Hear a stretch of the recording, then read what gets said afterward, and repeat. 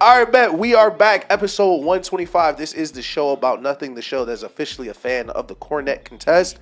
I am DJ Ish. Of course, to my far left, we got Stunner fixing the mic. To my immediate left, we got D-Rock back in the building. Talk to him. What's happening, Shawty Man? Episode 125 in the building. This is the show about nothing. You feel what I'm saying? Do you feel what I'm saying? This is one of my favorite things to do in the entire world. It's like do something I won't say because my mama watched the show. Yeah.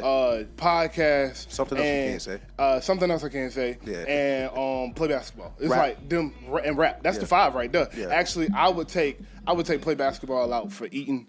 I really do love to eat. I probably work out harder than most people you know, but I won't lose no weight because I can't stop eating. I feel like that's the right way to live. And it's not even like I eat bad every day. It's just Saturday and Sunday. Yeah. Every Saturday and Sunday, I do something I shouldn't. Right. It might not be a full meal, but I'm going to get a treat. Yeah. I'm going to get some candy. Listen, I noticed about you, you're a McDonald's guy.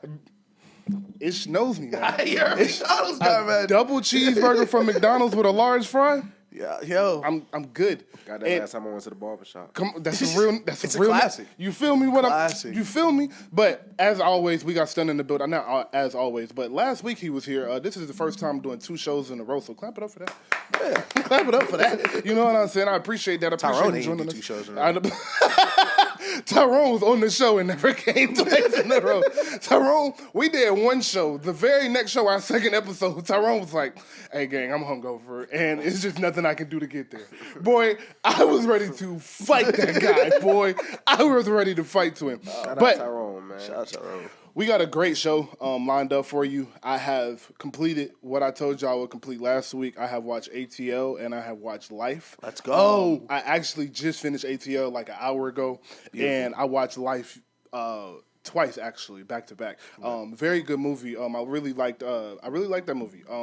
So when I say twice back to back, I'm what you call a scene watcher. You know what I mean? So when I get bored and I'm sitting on the couch doing what I do, I'll go to Captain America Civil War and watch 27 minutes. Then I'll go to The Dark Knight and watch 28 minutes. Okay, I got you. And then I'll go to another movie and watch 30 minutes. Watch the specific part. I like certain parts of the movie. So I watched Life all the way through and then started it over from like when they first got to the jail and watched it again. Okay. So yeah. Does LeBron count in free agency? Absolutely. We're starting with LeBron. That's LeBron. We got to start with LeBron. That's the A block. All right, man. We got to start with the billionaire. That's what's so funny. So after 2 weeks of you niggas incessantly telling me on TikTok that ring culture does not matter, LeBron responded by saying, "I want to go play somewhere where I can win a fucking ring." Took 2 weeks. 2 weeks. 2 weeks, bro. Shout out to him for getting his bag, though. And anybody asking LeBron for a pay cut?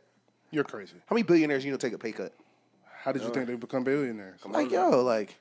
And bro, like 40-something still hooping. I'm not. He ain't asking me for the pay cut. And like, let's be honest, Braun is 35% of the reason half the fans will be in the building. Right. Yeah. Like, what are we talking about, bro? Yeah. I'm not taking no pay cut. I'm LeBron James. That's LeBron. When I go to Charlotte, Charlotte is full. Half the stadium is full because of me. Yeah. Is LeBron still the biggest draw on his team? Yeah. Yes. Luka's on his team. Yes.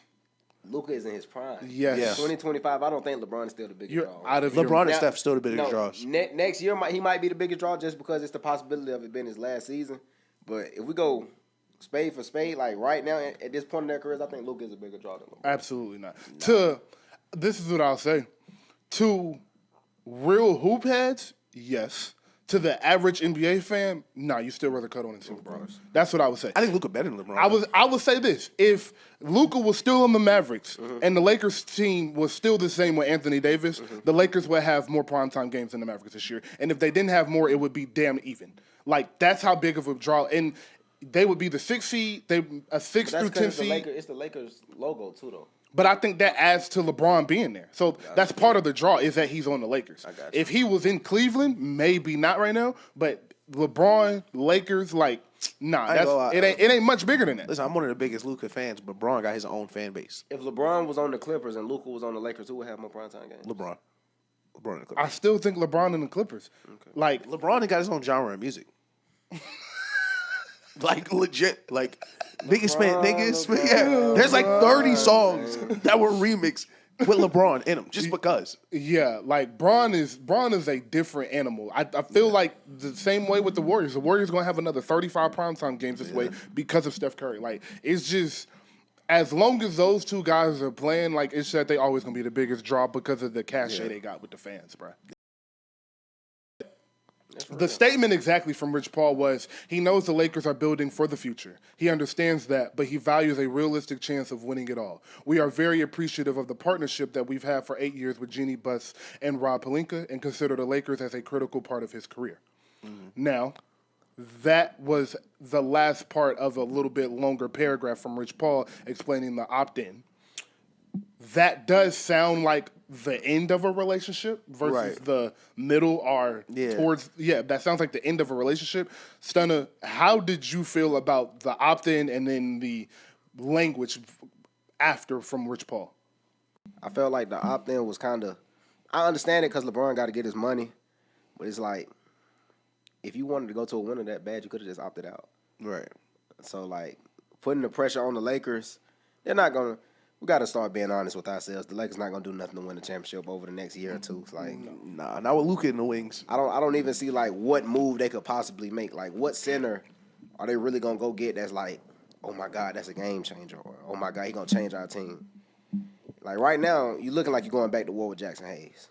LeBron, if that's the case, LeBron, you might as well retire, bro, because it's not going to get no better. I'm sorry to tell you. But, you know, go get your $50 million. Add it to the LeBron wipe his ass with $50 million. $50 million. What you talking about? What you talking about? But you know, I ain't gonna never hate on nobody getting their money. But if I feel like if he really wanted to win a championship, he would have just opted out. Yeah, it's real weird because like any trade that makes them a contender, he's being traded. Right. Like because it won't be Luka. Yeah. It's not gonna be him. Like yeah, you can go get like best case scenario, you try to get Allen or Mobley from Cleveland, but like you'd be on that plane back. Right. They don't have nothing else to trade. Like there's nobody else that you can like grab that you're gonna throw in right now is gonna make you competitive. And with the teams you're gonna compete with, like you're so far away. Yeah. You're so far away. Bad. Then they just lost their only 3-and-D wing to Houston. Yeah. I have an announcement to make. This will be LeBron James' final season in the NBA. You think so? I have been saying, actually, I've been saying for about 2-3 years, year 23 is the last year. Yeah. It just makes sense. It makes perfect sense. Year 23 for the 23. LeBron is not playing for nothing. Right. And I don't think LeBron is a fool. He's not. He has won too much and played at the highest level for too long to think the Lakers have a championship roster. Right. That's just what it is. Yeah, well, LeBron know who in that locker room. Exactly. And LeBron also knows, as Stunna just said, if I want to win a championship, I just don't sign the contract and go sign for however much money I want to go win a championship somewhere. Right. But I don't think he wants to go mess up what Cleveland has. And I don't think it's anywhere else LeBron would actually go win. Right. I think he likes that Pat Riley hasn't really been able to get it together, even though they've been in 2 finals, I know. That he hasn't been able to win since he left. He likes that because of how Pat Riley did him on the way out. Mm-hmm. The people that have the hopeful thinking of Steph and LeBron playing together, LeBron cares about his legacy too much to go win a championship with Steph Curry. Yeah. And those are the only 2 teams other than the Lakers he would even consider playing for. New York Knicks, maybe. Maybe. But because he opted in, that's no longer realistic. Right. Why would you trade Cat for LeBron at this stage when you might get LeBron for a year? Just don't make sense. Right.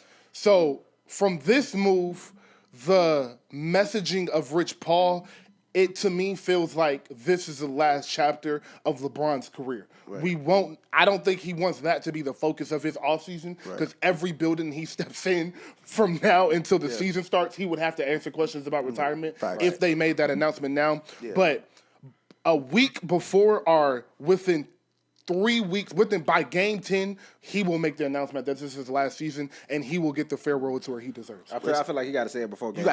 You got to say it before the season starts. Before game 1 if you're going to You got to say it. And first of all, Kobe did it. Kobe's farewell tour did not start till like game 12, game something like that. Yeah. It was like, all right, this is as bad as we thought it was going to be. Kobe, we need some fans in the building. Let's announce this. So I do think that it could be a thing where he doesn't want to deal with it at media day. Right. He don't want to deal, like this is an emotional thing for him, bro. Like you don't get that good at something without you loving it to the umpteenth. Like he loved basketball like he loved his children. Just call it what it is. So I don't think this is a decision he just wants to continuously harp on. He's already going to have to do that from game 3 to 82 when he announces it. Right. So I don't think he wants to add more pressure into that in training camp and media day and just got to answer question after question after question. Hey, LeBron, what was the last preseason game like? What was this is your last media day, LeBron. How does that feel? I don't know if he wants to deal with all that. So that's why I'm saying he'll wait a few Well, don't worry. He'll deal with it because we're going to, cat's out the bag. We kind of just told you. LeBron's retiring. We got the inside scoop, man. Don't worry about verifying. According to sources close to this podcast, I'm telling you. LeBron's retiring this year. Listen, if LeBron announces midseason he's going to retire, that will be like, actually, I can't even say that on here because that's not, proper thing to say. But like, it would be like a national tragedy. He was about to say something crazy. Like, imagine being like it's 2 p.m. at work and LeBron's like, yeah, this is my last season. Like imagine if he already played his last game in your city. Like, you didn't get the chance to go to the farewell tour because there wasn't one. Because he just announced it in the middle. Hell no. That's what I'm saying. Listen, he got to do it early, another bro. season. Listen, I saw right Kobe last game in Atlanta. It was real emotional in the building. It was real emotional. I can imagine. It was real emotional. Like that farewell tour, like that shit real. Yeah, that's how it was with Joe Johnson. Yeah, like the Hawks was ass. Wasn't nobody cheering for the Hawks. That's how it was with Joe Johnson, my GOAT. You know what I'm saying? Did Joe Johnson retire from the Hawks? No. Okay. When he left, I cried. Okay. Okay, bro. My brother cried when Jason Terry left Atlanta in like 06. That was my big brother's favorite player. No, that's crazy. He had a big ass Jason Terry poster. He had the headband on the wall. My brother had the jersey and the wristband with the 3-1 on it. We still got a Jason Terry jersey at the house. That's shout real Jason, nigga shout shit. Jason, shout out to Jet. That's some real Atlanta shit. But to counter what you just said, I think LeBron is enough of a, and with all due respect, media whore, like attention whore. That he might want that. He might want to control the narrative. Going to, hey man, I'm just an old man. Yeah. My last season. You know what I'm saying? LeBron has like to control the narrative. He's egotistical, some might say, but I don't think you can be as great at what you want without being egotistical, without being a maniac. So he might want that just for this one time because it's been about him his whole career. Why would he stop making it about him now? Yeah, listen, we gonna know because we'll know because that All-Star game would be amazing. Man, what? You want niggas to start trying in the All-Star game again? Let niggas start retiring. That's what you should do. Listen, losing team, one of y'all gotta retire. Make every game a fucking farewell tour. Them niggas are really locked in. That'd be crazy. But yeah, you're right. LeBron a media whore. LeBron liked the attention. He liked the spotlight. Yeah. But he already has so much of that. Yeah. It's like that boy announcing he retiring September, 3 weeks before training camp start, 2 weeks before media day. He announced he retiring. You get that Shams notification. Dog, it wouldn't be... We have not seen a media circus like that. That's what I would say. It would be the biggest media circus for an entire basketball season we have ever seen. I don't think he would do it 2 days before. I think he would do it on open night. If the Lakers play on opening night, I think LeBron would. I think it would report it's crazy how like similar we are thinking. Like right now. Before, like literally like as 2-3 hours starting, right before the game, we're receiving reports that this is going to be LeBron James' last season, and that way for his last 82 games, he's gonna make himself bigger than the logo. One last time. He going to make himself... Because like you said, we would never see a media circus like we would when LeBron announces that he's going to retire. So I feel like he would want to get the whole 82-game experience of that instead of getting like half of the season or... He want all that love that he feel like he been deserving because even though like LeBron has been a villain for like most of his career at this point, he hasn't been really loved since his time in Cleveland the first time. Then a lot of it came back the second stint in Cleveland, but it wasn't like it was the first time. It was I feel like LeBron feels like, man, if I'm going to go out, I need all that love back that I really deserve because he feels like he's the greatest player of all time, and a lot of people do too.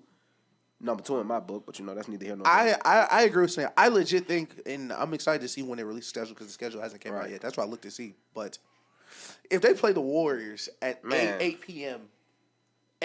in Los Angeles, I could 1,000% seeing Braun sending out a tweet at 7:50. or I just it's sending everything out like it. Last ride. Yeah. I think it'll be a Nike commercial.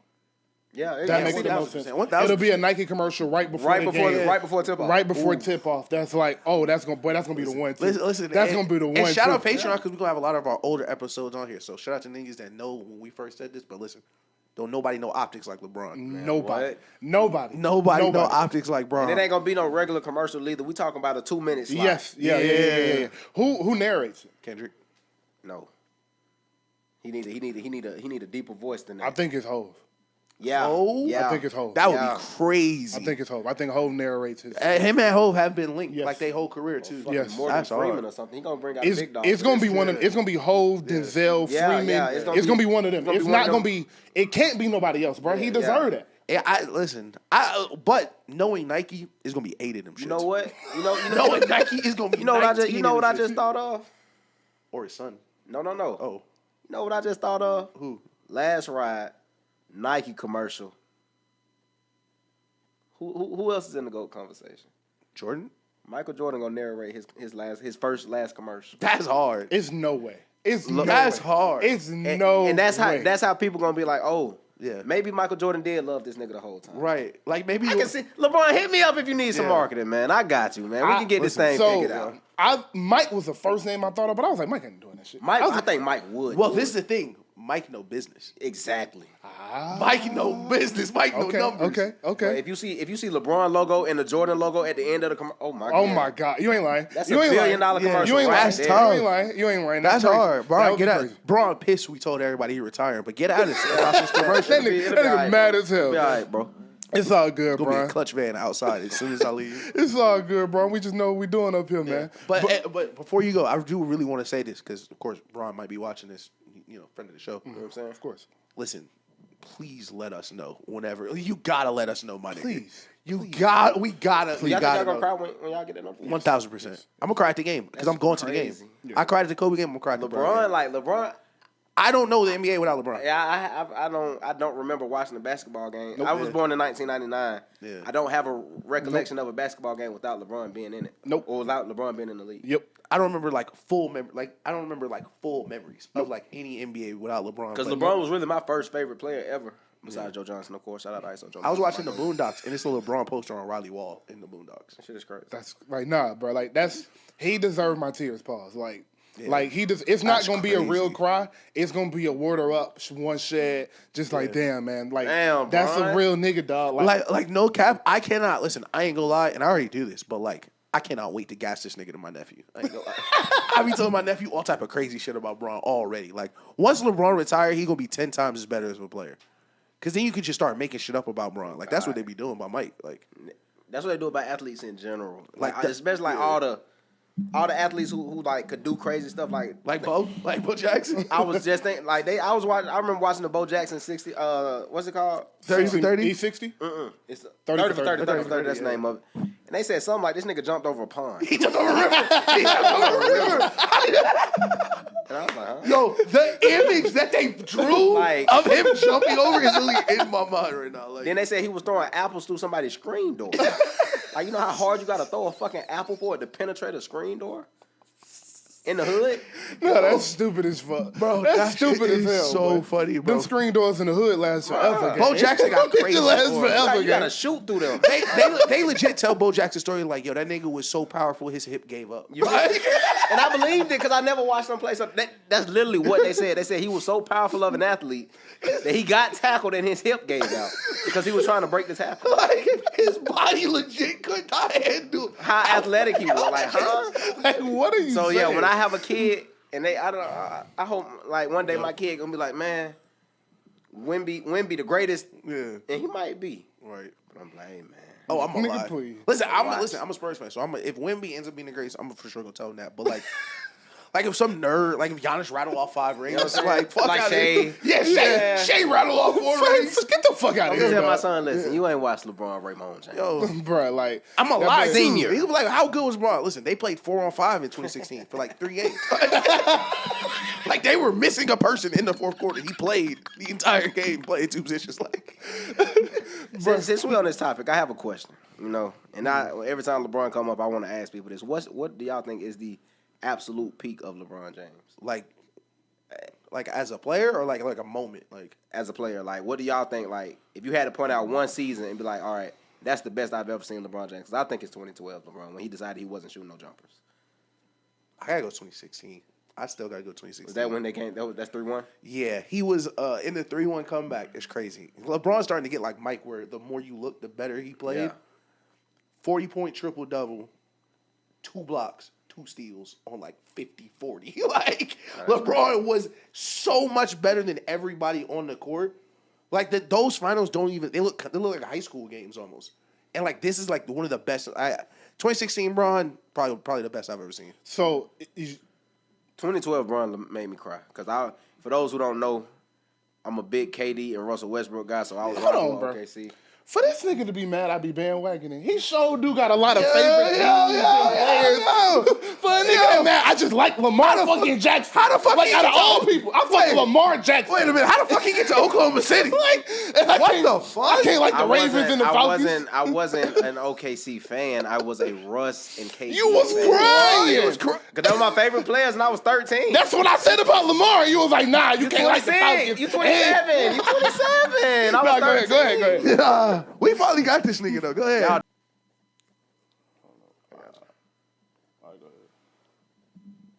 You good. Yeah, man, just a couple years I wasn't watching. You know, it is what it is. But no, though, LeBron in 2012, man, like even what he did against the Celtics to get over that hump, That was different.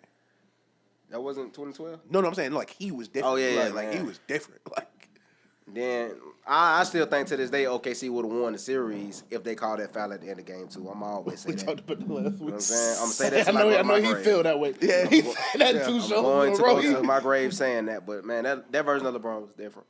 But his first stint in Cleveland, he was like my favorite player. When he used to be taking the pictures on the sidelines with the fake camera. Oh, yeah, the Him and Mo- Kumbaya, He yeah. was super cool to me. And then when he went to Miami, I wasn't rocking with him no more. But, you know, you can't deny greatness though. yeah, LeBron, like you said, when he decided he wasn't gonna shoot, was probably the scariest. Yeah. Cause like it was just nothing you were gonna do. Yeah. Like he was gonna mow through your team and everyone's gonna be in foul trouble.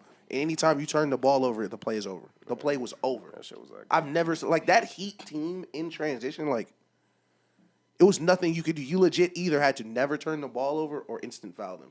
I think the best version of LeBron's to this day is 2018. I know he didn't win, but that 2018 version is the totality of the 2012 version of him and the 2016 version of him. Right. Go look at how big that nigga is in 2018. Yeah. If you go back and look, because NBA players talk about all the time how they put on weight during the season because of how much. I don't even know how that works because they run so much, but that's how it works. They put on weight during the season. So by Eastern Conference Finals time and Finals time, LeBron looked ridiculous. Yeah, he like looked in 270. In 2012, he looked huge. he looked ridiculous but the jersey was bigger and he was still 25, 26 years old, so he just didn't have that grown man strength. Yeah. Bro, he had the grown man strength. Yeah. He was at his 6'9", 260, 270 range. And mentally, he was just different than everybody on the court. So 2018 is definitely the year. I am one of those people that loves to go back and just think about, damn, like how many would he have won if everything was perfect for him? I do it with Kobe. Shit, Mike did it. Mike showed you what would happen. Shit. I do it with Kobe. Like, what happens if in 05, 06, 07, he got a real team? What happens with Kobe then? With Bron, if the KD, I'm the biggest Warriors fan in the world. I'm lying. I'm the biggest Steph Curry fan in the world. I love Steph Curry. I think Steph Curry one of the 7 greatest basketball players ever.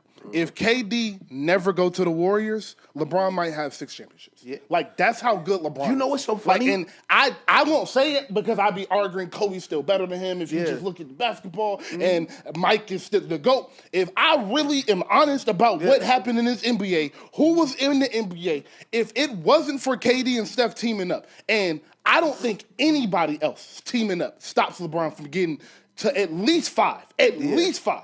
That's so funny because like niggas be arguing like LeBron and da da da, and we're Steph guys. So niggas be mad. I'll be like, Yeah, he needed Steph. That's LeBron James. Fuck you, nigga. Like, Yeah. but he was gonna lose. Yeah, that's why he got KD there, nigga. Like, that's why he went over there, bro. Like, kind of common sense, you know. Yeah, like what the like hell? niggas be thinking like that's a secret. Like, no, that's LeBron fucking James. Like, and that Cavs team was loaded, bro. That's one of the best. I ain't gonna lie. That's one of the most underrated championship teams ever. I say that all the time. That Cavs 2016 team is one of the 10 greatest teams ever. They had LeBron, Kevin Love, and Kyrie, and then traded for the 2 best role players on the Knicks that same season. Traded for the 2 best role players on another playoff team. Everybody on that In the team, same conference. In the same conference. everybody on that team was at the peak of their powers. Everybody was in their prime. Kyrie had just hit his prime. Yes. Shump and JR had just hit their role player understanding basketball prime. Kevin Love and Braun were in the peak of their physical prime. Like everybody other than Richard Jefferson, Tristan Thompson. I was just saying. Tristan Thompson. Dog. Everybody other than Richard Jefferson on that team was in the prime of their career. Yeah. And Braun was, like we just talking about, that might be the best basketball player ever. At worst 2, at absolute fucking worst 3. Like, so that team right there is ridiculous. I love that 2016 team. Go get them on 2K and talk to me. Go get them on 2K and talk to me. And the underrated part about that team was they were built to play anyway. Yeah. Yep. We talk about that all the time.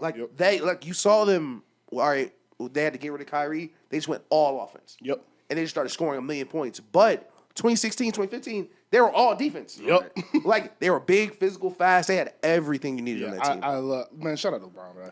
Shout out to LeBron, bro. He a real dog, real gentleman.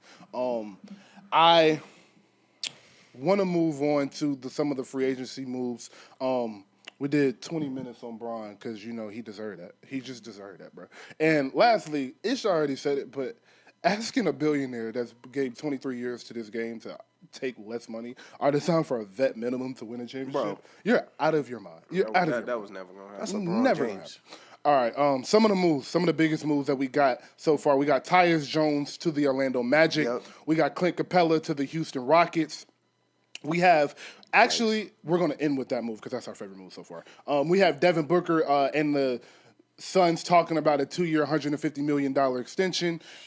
Yes, Lord. Nikhil Alexander-Walker to the Atlanta Hawks. With a trade kicker. Luke Cornett to the San Antonio Spurs. Yes, sir. Brooke Lopez to the Los Angeles Clippers. We have Karis LeVert to the Detroit Pistons. Mm-hmm. And let's see, anybody else that is up noticed. Oh, Kevon Looney. Yeah. Lil, listen. Clap it up, man. Lil Goon getting that last paycheck, man. Kevon Looney has signed probably his final deal in the NBA with the New Orleans Pelicans.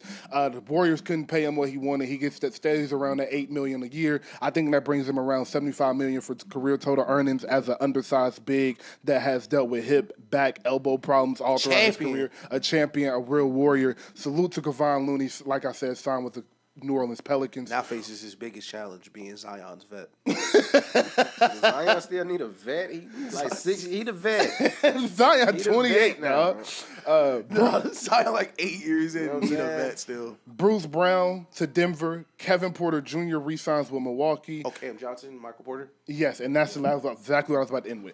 Cam Johnson was traded to the Denver Nuggets for Michael Porter Jr., who goes to the Brooklyn Nets. That is probably the biggest and most impactful deal of the free agency so far. Yeah. We're about 3 hours in. And like I said, NOGF, no one give a fuck moves. You know what I'm saying? Unfortunately, that's just what it is right now. But we can talk about this Cam Johnson move because that does make Denver a lot better, in my opinion. Mm-hmm. Michael Porter Jr., strap, for sure. Yeah. But other than that, he doesn't bring much to the table. Low energy guy, doesn't rebound at 6'10". Doesn't swing the rock. Doesn't see a shot he don't like. So I like Cam Johnson because I think he's not as good of a shooter as Michael Porter Jr., but with Jokic, everybody's going to become a little bit better shooter because he's going to get you the best looks you can possibly get. Right. And he is a high-level defender, someone who plays with a lot of energy. And this league is going to your best player and some wings at guard. Yeah. And that's what it is. That's exactly what Denver looks like with their building, along with the addition of Bruce Brown. How do y'all feel about it? I like it a lot. Michael Porter Jr., even from the beginning, kind of with Denver, really didn't fit in because he was like that gunslinger. He was like that, like you said, he's never seen a shot he doesn't like. But I think Cam Johnson is a better system fit, a better, I won't say culture fit, but like he feels like a nigga that played for the Denver Nuggets. Right. And I think it'll work out, especially bringing back Bruce Brown. They're going to be a lot better next year for sure. Agreed. I agree. I think Cam Johnson, he might not be a better shooter than MPJ, but I think he's a better scorer. Simply because, like you said, MPJ hasn't seen a shot that he doesn't like. So Yeah. he just shoots a lot of ill-advised shots, a lot of contested threes, and it's just like Possession killers. just Possession. swing it one more, my nigga. Yeah. You feel me? But Yeah. hopefully MPJ can go to Brooklyn and get what the hell he want, man. A whole bunch of shots. Him and Cam Thomas probably. Lord Jesus. We need less NBA teams. It's not gonna be a lot. It's not gonna be a lot of swings in Brooklyn. We need less NBA teams. Like I feel like Brooklyn does not need a team If anymore. the ball touches Cam Thomas or Michael Porter's hands with 15 seconds left, everybody else might as well get back on defense. Box out. Hands in your pocket. Don't even box out. Just get back on defense. Hands in your pocket. Do that nigga cut. Yeah. Get that nigga good. It ain't even allowed to do that nigga cut with Michael Porter Jr. because he can't dribble. Yeah. He literally just shoots the ball over the people. Shoot that shit, cut. Shoot that shit, cuz. You know what I'm saying? It's like, why pay Kyrie and KD when we could just get Michael Jr. and Cam Thomas? Hey. Hello. Hey. Hello. All right. Is that it on free agency? Y'all want Message.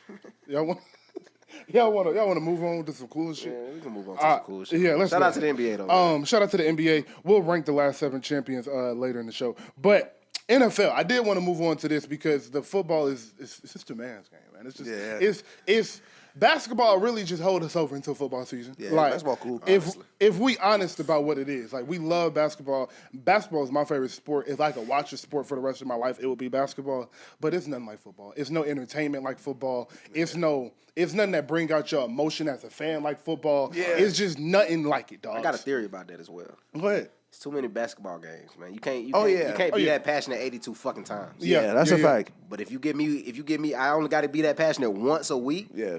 Man, please, I can do that every Sunday. Do you think the passion changes if there's 82 games and each series is best 2 out of 3 and the championship is 1 game?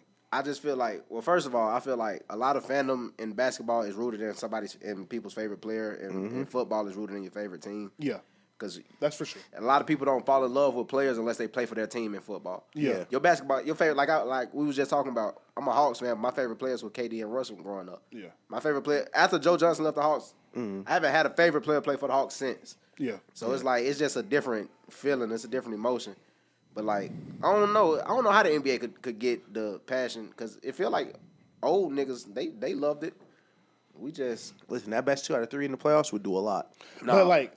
I feel like it'd be a lot more intense. A Wow, lot more yeah, intense. them niggas would be locked in. That's what I think brings the passion back because the best 2 out of 3, Bron ain't coming out of a game. Steph wasn't Kobe wasn't coming out of games if these series are best 2 out of 3. If the championship was 1 game, you're gonna see Kobe wasn't coming out of the series when it was 7 games. You feel me? You feel game 6 or 7, Bron was not coming out the game. So that adds to the intensity as you get to see more of your favorite players. You get to see them. What makes basketball so great and why people like the Game 7 so much is the desperation. Right. And it's hard to create that desperation in the NBA, like you said, because of the amount of games. Right. In the NFL, after week 4, every game damn near like a playoff game for most of these teams. Your season can be over week 5. Right, exactly. Literally. So the desperation that you feel as a fan is you feel that emotion so much more in the NFL, and I think that plays a lot into what you're speaking about with the games. But if the playoffs in basketball were single elimination games, dog. I mean, you talking about primetime TV, bro? Yeah, like real primetime TV. Because like you be seeing teams like if a team go down by 15 in game 2, they be like, fuck it. We'll turn back game 3. PS5. Yep. If it's a 1 game elimination and the niggas go down by 15, you know how much niggas might fuck around and get to fighting on the timeout, man. Yo, I think, listen, nigga really want to get the in-season tournament going. Do that. 1 game. 1 game. Really make it a tournament. Make it a tournament, yeah. Really and the winning team gets an extended All-Star break or something. I agree with you because it's too late to do the playoffs because of all of the records and all of that. Right. So they're not going to go back. But let's ask this. Let me pose this theory. If the NBA season is 50 games because the college season is around 40. So we'll say the NBA season is 50 games on the dot. Every playoff series is single elimination. But the caveat is 24 teams make the playoffs versus the 16 that usually make it. Do you think that brings more views and more passion to the game than you have now? Yes. Yeah, 1,000%. And we'll say you get the season more often. Yeah. So versus the season being October to June, the season is December to April. Yeah. And then you repeating that. And then now every season kind of starts like 3 months after. You feel what I'm saying? I got you. So it's not the same start date every year. Yeah, I think so because like the NBA season don't start, or like the saying in the playoffs is the series don't even start till the away team win a game. Yeah. Right? Like there are playoff games that people know the outcome to before they even play it. Right. And I feel like that would get rid of a lot of that because it doesn't have to be that way. Yeah. Like if this is the last game of the season, niggas aren't giving up. Like you said, niggas aren't giving up down 15. Right. Yeah. In the playoffs, we saw so many times. Niggas like, starting the finals. Right. Starting the finals, we'll get them. Right. Yeah. Game 6. Game 6. Yeah. Game 6. Yeah. Game 6 like, whatever. Yeah. Yeah, for sure. Then to keep going on that, just look at how March Madness impacts college basketball. Because like for most of the year in college basketball, a lot of people simply don't care. Yeah. But once you get to that single elimination, and you get a Cinderella going on the run, like imagine who was the 24th best team in the NBA this year? I don't even know. What'd you call it? New Orleans Pelicans. Imagine if the Pelicans get to the conference finals. Yeah. On some single game elimination. Just Zion, somebody start tweaking. Healthy, and he got them averaging 35. Yeah. Just somebody just start tweaking. Like that's why college basketball is so fun because like. Imagine LeBron and Luka in a single game elimination tournament. Exactly. Yeah. And stars are made so much faster in college basketball because it's single elimination. Right. Yeah, agreed. Four good games, you're a star. Yeah. Like niggas will remember your name forever. Yeah. Like Peyton Sievert, Russ Smith, them niggas will be legends in Louisville forever. Shout out my nigga Trey Burton, man. Shout out to Trey. Shout out Trey Burke. Nigga stole stole that nigga championship in front of my eyes. I'll never forget that. It was a clean block. Clean. I was in. Listen, clean. Listen, Clean the as hell, building too. couldn't even believe it. Clean as hell. Him and I forgot my other dog name. I just said his name the other day in Lamb? the chat. No, that's good. That's Connecticut. Anything about the right team. He went to Missouri. I can't remember his name off the top of my head though. But yeah, that was just some NBA talk. I do think we're right on that. It'll never happen, but I would like to see the reality where it's 50 games, single game elimination, and just see the intensity behind them games. Right. Yeah. Right, man, that should be different. Adam Silver don't got the and stones. then the championship is in Vegas every year. Right. Like you make that the event, and you can have a week of media day. Yeah. Imagine in 2008. Kobe and LeBron single elimination game, a week of media leading up to that. Like, that should be great. Crazy. Would have been ridiculous. To the NFL, though, we have this training camp. They reported about every team is going to report within the next month or so. Mm-hmm. They had the mandatory OTAs, the voluntary OTAs, the mini camps. It is about that time for the season to start. Once training camps hit, the new season has officially begun. The coaches will tell you the new season begins the second they lose in the regular season. But Facts. we are fans.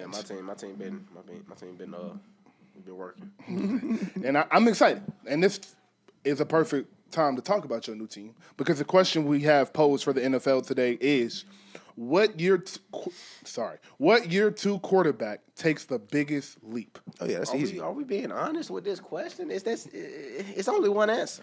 I feel like it's super easy. It's only one answer. It's got to be Drake May. His answer is wrong. It's Michael Penix Jr. because he only played 3 games last year, so he has the biggest leap to take. Once he get this because we're going to the the NFC Championship game this year. Okay. So how can you know what I'm saying? The leap from 3 games your rookie year to the NFC Championship. Okay. What bigger leap can you have? The Patriots ain't going to the Super Bowl, so like what are we talking about? You ain't lying.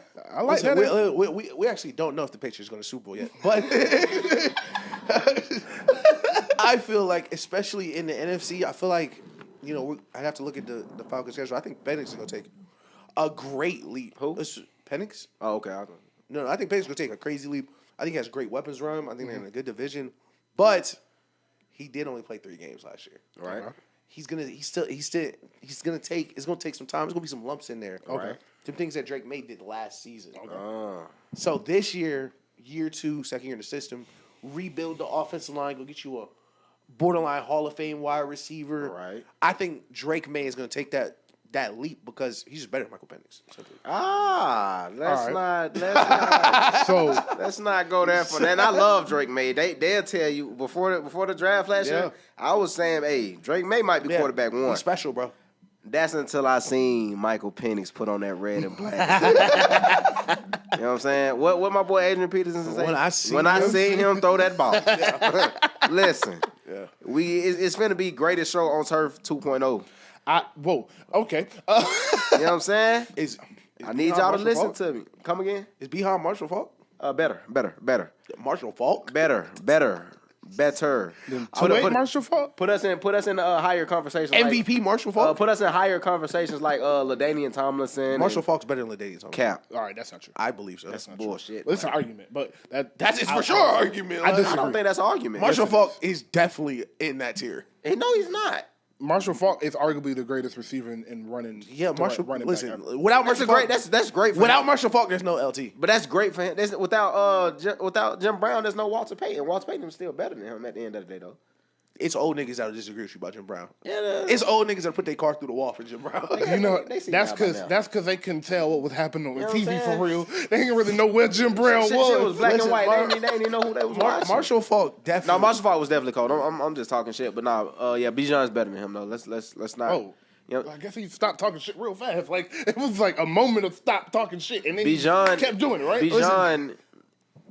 Bijan is Saquon Barkley without the 60-yard run. No, that's what I'm trying. Yes, he is. See, but like that's the thing. The 60-yard runs make him Saquon Barkley. But see, Bijan's 60-yard the runs that Saquon gets 60 yards on, Bijan gets 20. He said he's been working on that this offseason. Oh, he's working on it. Yeah. So we're going. I think Bijan is definitely the top 5 running back. Let's go ahead and let's go ahead and rip the Band-Aid off. We're going to the Super Bowl this year. You know, we ain't gotta be politically correct. We ain't gotta sugarcoat it. We're going to the Super Bowl this year. Do you think he's a top 5 running back? Who? Gibbs. Not Gibbs. Bijan. What you mean, like all time? Like right now. He's number 2. Who do you think the top 5? It's Saquon, Bijan, Derrick Henry, Gibbs, and whoever else y'all want to put at 5. Josh Jacobs would be my favorite. Yeah, you put. I like that. I do think Derrick Henry is still better than Bijan for one more year, though. C.J. Henderson's better. Listen, I like Bijan. You know how I feel about Falcons. You know how I feel about Bijan. We're going to start pronouncing his name correctly on this podcast. All right. Bijan. All right. Like the mustard. Bijan. Did they put that J in there for real? Like or is that for yes. the brand? Bijan, I have been saying is better than Gibbs. I like his contact balance better. I like his just in between the tackling running better. Now Gibbs got that breakaway speed, but Gibbs is better. I've been Bijan over Gibbs the entire time. But what I saw Derrick Henry do with that ball last year, like he's one of those players you know about. Like like DeMar DeRozan. Yeah. You know DeMar DeRozan be getting off. Yeah. But if you watched 82 games of DeMar DeRozan, you would have a new appreciation for his game. Facts. Are you comparing Derrick Henry to DeMar DeRozan? Somewhat. Yeah. I shouldn't be. This is why I agree. Because both of them stylistically don't fit the mold in the league that they're in. Yeah, and they're like dinosaurs. Yes, Derrick Henry all time is better than DeMar DeRozan, but it was just they're both elite like in what they do, type shit. So watching Derrick Henry really tote that rock time after time again, and watching the statement, he gets better as the game goes on, come to life, was ridiculous because it really was like, all right, here go 4 yards, here go 5 yards, then go 7, then go 8, then go 12, then 25. Now he's out of here, touchdown, game over. Yeah. And to watch that happen 12 times was like, all right, he breaks your will. Different. He literally breaks your will. In a man's game, in a game of will, he breaks people's wills week after week. So I would give a nod at Derrick to S2. I like the top 4 we have. The order, of course, we can, everybody has their preference. I definitely still think Gibbs over Bijan like every day of the week, twice on Sundays. I'm not gonna lie, that nigga look like Barry Sanders sometimes. No, he does. Hold on. He don't like Barry Sanders sometimes? No, Bijan looks more like Barry Sanders than. Well, if Barry Sanders got caught on the 20, yeah. Was Chris Johnson better than Barry Sanders? No. You want me to answer like truthfully? Like, Chris Johnson better than Barry Sanders? You want me to answer how I really feel about Chris Johnson? Because I really like Chris Johnson. Chris Johnson in his prime. CJ 2K? or LaShawn McCoy in his prime. Chris Johnson. That's not that easy. For me, it's that easy. LaShawn McCoy was a bad boy. Yeah, LaShawn CJ2K. McCoy was a bad He boy. was. That's CJ2K though. But that's shady. I will say though, He had Kerry Collins. In the I will playoffs. say you can't name nobody on that Titans team from CJ2K. Okay. Kerry Collins. Vince Young. Vince Young got hurt. They replaced him with Kerry Collins. He still was on the team. Still was on the team, man. Listen, Kenny Britt. Fam, they was Kenny Britt. Kenny Britt. They was 8-0. Kenny Britt I played with them on Madden all the time. Cortland Finnegan. Cortland. Was Cortland that the Finnegan. same team? Why am I trying us, man? We know Was that the same team? Was he there? No, what the fuck? I know Kenny Britt was there. Kenny Britt. was there. Listen, I love Bijan's intangibles and skill set more than Gibbs, but He's just not as fast. That's the only thing. that's the thing that's important though. Like Yeah, that's it's very really important. It's very important. I've seen Gibbs like turn plays that should be 5 yards into they're kicking an extra point. I feel like the difference between Bijan and Gibbs is like if you ask a basketball fan, who you like more, Kyrie Irving or Steph Curry? Steph Curry got that. I don't know if it's that big of a gap. Like You think it's not skill set. skill set. Yeah, Okay, skill the skill set. Yeah, I see what you mean. Yeah, I ain't saying like production. It's like the wise. Russ. It's like the Russ D Rose thing, kind of. Yeah. That's a good one. That's a good one. All right, back to the quarterbacks, though. You said Drake May. You said Michael Penix. My answer to this is not Bo Nix. I want to start there. That Bo Nix season y'all saw last You year, don't see a leap coming? that's as good as it gets. I'm telling y'all right now. He might not be bad. I'm not saying that. But 26 touchdowns and 12 interceptions, that's about all you're going to get. I keep hearing people say, oh, Drew Brees, he's so quick. No. I'm telling you something I know. He's almost 30. He's almost 30, so he about to retire, damn near. Shit. 30 is crazy. So Bo Nix, He low-key just hit his prime. like dead ass. Bo Nix will not be on this list. Yeah. But I am going with Michael Penix as well. Man. And this is not my Atlanta bias, even though I have Atlanta all over my shirt and I just watched ATL. This has nothing to do with my Atlanta bias. Michael Penix has the benefit of Zach Robinson, who I think is going to be excellent in year 2. Grew a lot this year. Bijan Robinson. There we go. Tyler Algier. Drake London, who I think is going to take a really big leap this year. Darnell Mooney, who is arguably in the top 5 second option receivers. And maybe we get a good productive year out of Kyle Pitts, and undoubtedly they have the much better offensive line that is proven. Yeah. Now, New England's offensive line is improved, but it has not been proven. Atlanta's is. All of those factors, I expect Penix to honestly solidify himself as a top 15 quarterback this year. And this is not to say Drake May won't. Right. I love Drake May. After Stunner wouldn't stop talking about him last year, I told you I did a lot of research on him. I grew to like his game a lot, and I like everything New England did this offseason. I think we're pulling hairs neck and neck right here, but I would go to Michael Penix due to the everything around him. Okay, let me give you my actual answer now because I don't think it'll be Drake May either. But I thought you were going to say what my answer is. Okay. Caleb Williams? It's going to be Caleb Williams. It's going to be Caleb Williams, and I think you're finally putting premium gas into a sports car. Okay. Like everyone saw what the worst possible situation for Caleb Williams could be rookie year, and it wasn't that bad. Yeah. Now you're getting possibly top 3 play caller in the league. You're still surrounded with a bunch of weapons. They did get Ben Johnson. Ben Johnson. And you get Adam Ben Johnson and everything that comes with a new culture in Chicago. The accountability, the being creative, like all that stuff they did in Detroit on offense, you're getting that in Chicago. And the offensive line is well rebuilt. Mm-hmm. I think him surrounded with that talent, I think he's going to take such a major leap because it's not like he's just going to get better because it's year 2. It's like you're taking the ankle weights off Rock Lee. Like, you're taking away so many things that were detracting from his success. Right. So I love when everything flows as it should because my next question was going to be out of Jaden and Caleb because I find it hard to believe Drake and Michael this year. I'm not saying ever, but this year reached their level just because of the head start they both had. Whose level are you speaking? Caleb and Jaden. Oh, yeah. Jaden had the best rookie season ever, and his season ended in an NFC Championship game at 22 years old, 23 years old. Did So he really have the best rookie season ever? I got a lot of. He had the best start. He had the best. I think he did. Yes, I think he did. But the clutch moments take it over the top for me. Okay. He just had so many times he was the reason. So my question was to both of y'all, Caleb or Jaden, who has the better season this year? I'm gonna go Caleb. I got Jaden. Well, it's so funny because I'm pulling up schedules. What's so funny about this is the argument I'm about to start with does apply to Caleb, but I think we don't understand how much it's gonna apply to Jaden next year. Are you saying like individually who's gonna be better, or like who's gonna lead their team? Yes, I'm just saying individually who's going to have a better football season. I think Caleb will have a better season. I think the Redskins. My bad. The Commanders are going to be better than the Bears. Okay. See, that's the thing. I think the NFC East is going to be a lot better than we think because I think the Giants are going to be better than we think.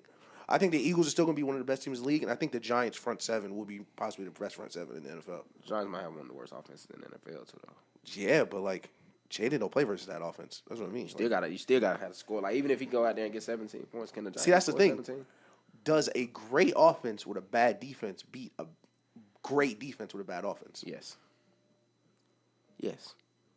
Just because the game is more geared towards offensive production. So, first games of this. Oh, hold on. And I'm sure that Washington will have like a bad defense. I bad offense. I don't think Washington's defense is going to take I don't think they'll be a great defense, but I think the Giants are just going to be better. I don't think the Giants are going to be bad on offense, though. I think the Giants have good pieces on offense. Is Russell Wilson good anymore? No, I don't think he has to be though. I like their running back. I like Neighbors.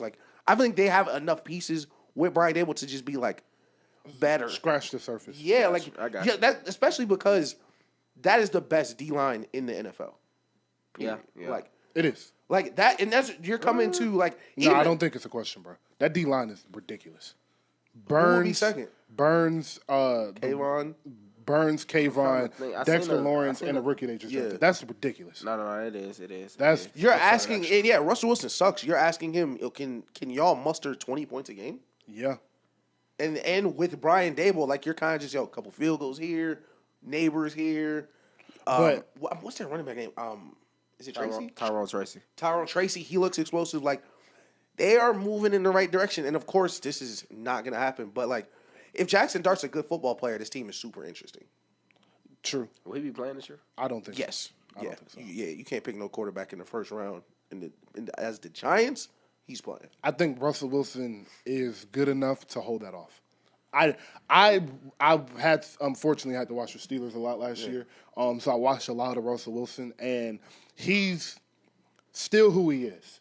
And that has always been a top 15 quarterback. Right. And I don't think he was a top 15 quarterback this year, but I think he had enough moments of old Russell Wilson for that to translate to this year with, honestly, let's be honest, Brian Daboll is a much better offensive play caller than Arthur Smith, and he has better personnel than he did in Pittsburgh. He has a better running game. He has a better number one receiver. He has a better offensive line. And respect George Pickens. Respect Neighbors, and he has a better running back. Respect George Neighbors Pickens. is better than George That's all Pickens. I'm saying. Respect I love George Pickens, but Neighbors is better. Neighbors is one of the best young receivers I've ever seen in my life. So the receivers just keep getting better. See, but that's my thing. If Russell Wilson is still playing in New York, that means he's playing good enough to not be benched, and then they're an okay team. Yeah. And so back to the Commanders,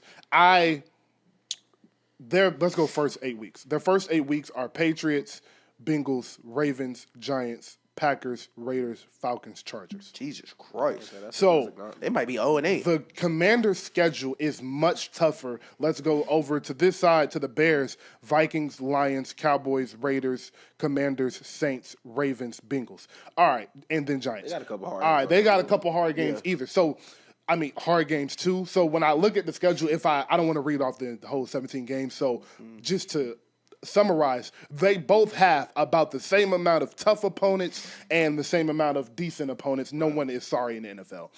And the difference is the Commanders kind of come in a row. The Commanders got 4 or 5 tough games in a row, one game off, 4 or 5 more tough games in a row. The the Bears are a little bit spread out, sprinkled but in, the right. Bears are in a better division. Right. So that changes. That has a lot to do with my answer to this question, and I am going to go with Jaden for the reason that he is more likely to overcome tough situations. I think they're both going to be good at the base level. When everything is right, they're both going to be 275, 2 touchdowns, no interceptions. But in the tough games, in the tough moments, I expect Jaden to be better, and that is why I think he will have a little bit better season than Caleb is just because of the moments that matter.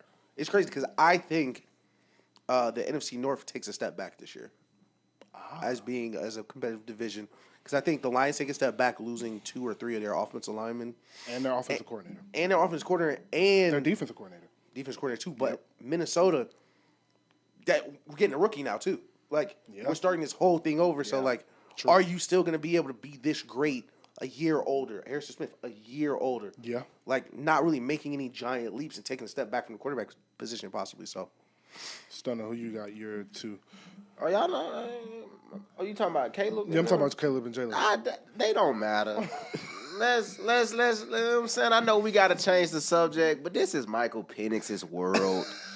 These other quarterbacks are simply living in it. You know what I'm saying? do you think the Falcons would beat the Bears on a playoff game? Oh, my God. Where's the playoff game at? Down the street. Let's say in the center. Please. When I say we would beat the shit out of the Bears in the dome, So, how do you feel? Do you really think that defense is improved enough to do that? I think our defense won't be. I won't say it can't get any worse because it can, but it's like, my nigga, y'all can't be bad forever. I don't think they're just going to be. I think if we can have a middle of the pack defense, we're going to Super Bowl. We're going to have a top 5 offense. Let me ask Daniel this. I'm going to ask you this because I like making you choose.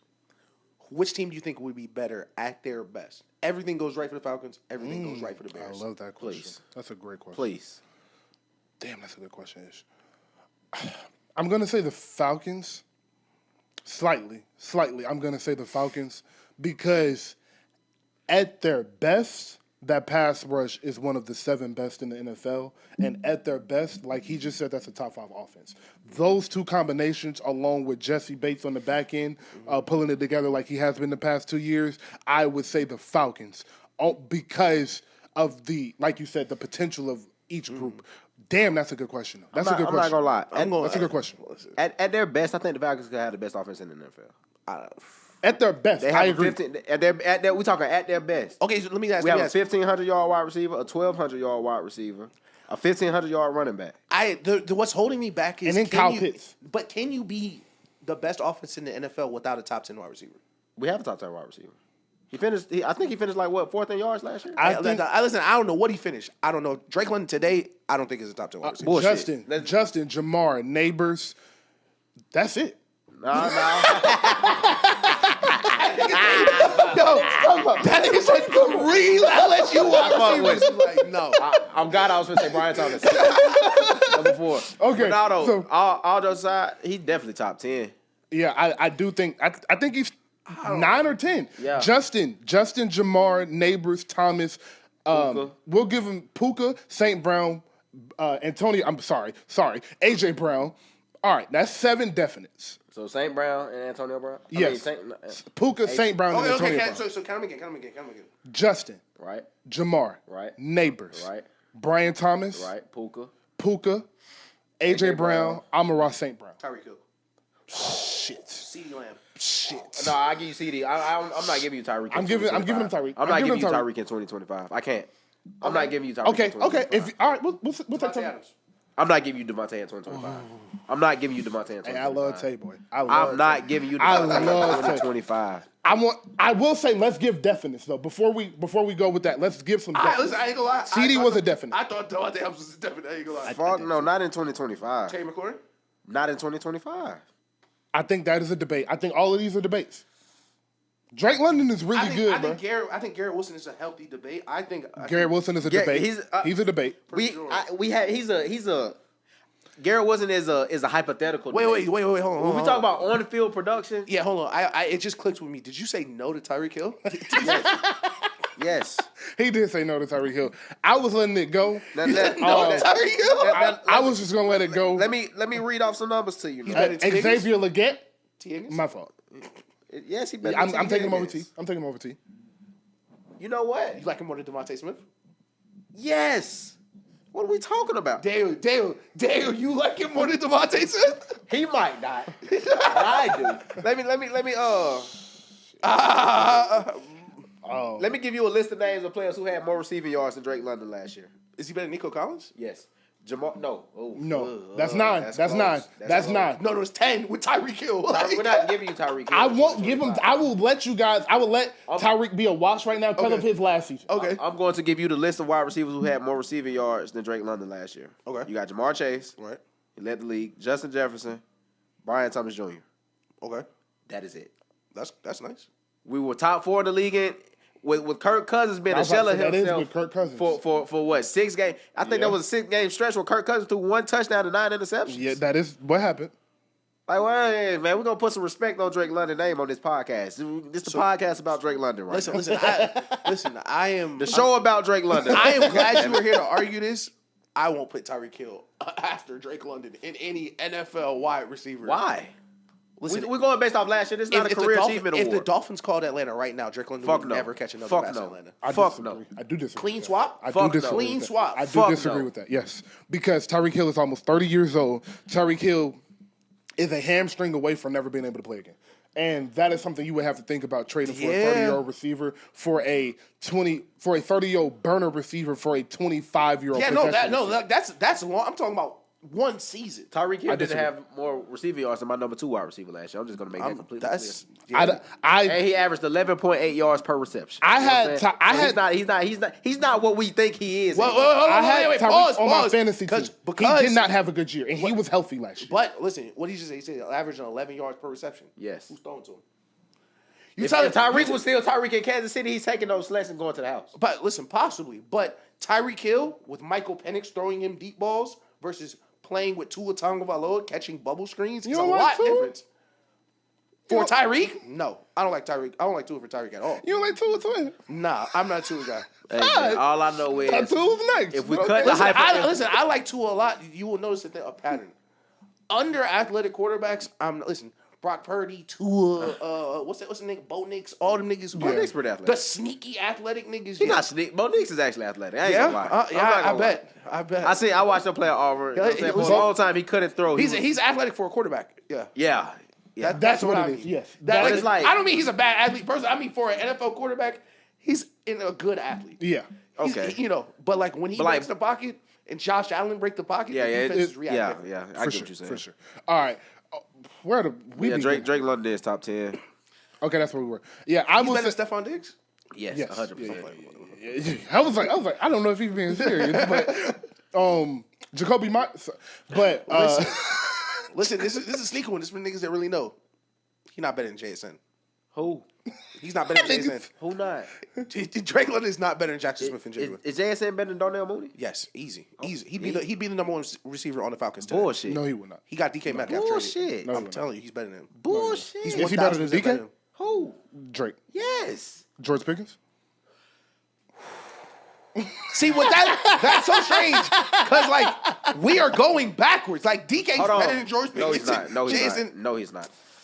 Hypothetically, if George Pickens put it all together, I swear to God, he might be the best receiver in the NFL. I mean, I agree. But on the field right now today, yes, I'm taking Drake London over George Pickens. I would too. You don't stumble into being 4th in the league in yards. Not at all. Especially with Kirk Cousins half of the year. Listen. I know that I know Kirk Cousins' season didn't end well after he got concussed. But there were games where Kirk Cousins set that field on fire. Oh no, for sure. That's what I'm saying. It wasn't like that. The thing with Kirk Cousins was he wasn't bad the whole season. It was just like a stretch. It's a 6 games. If I told you had to play with the worst quarterback in the league for 6 games, and you still ended up top 4 in the league in receiving yards, niggas I gotta tip my cap. Like niggas do that though. Who? D-Hop did that. D-Hop didn't have a quarterback for years. D-Hop was the 2nd best receiver in the league when he was doing that though. Third. Garrett Wilson wasn't top 10. He was playing with bums. Garrett wasn't number 4 in the league in yards, though. You know what I'm saying? Yeah. This level. He did crack 1,000 with Zach Wilson. Garrett Wilson is another because I remember, like, if you ask, like, my friends from my other group chat, my Falcons group chat, I tell them all the time, like, Drake London was probably when we drafted him, probably wide receiver 4. He still is.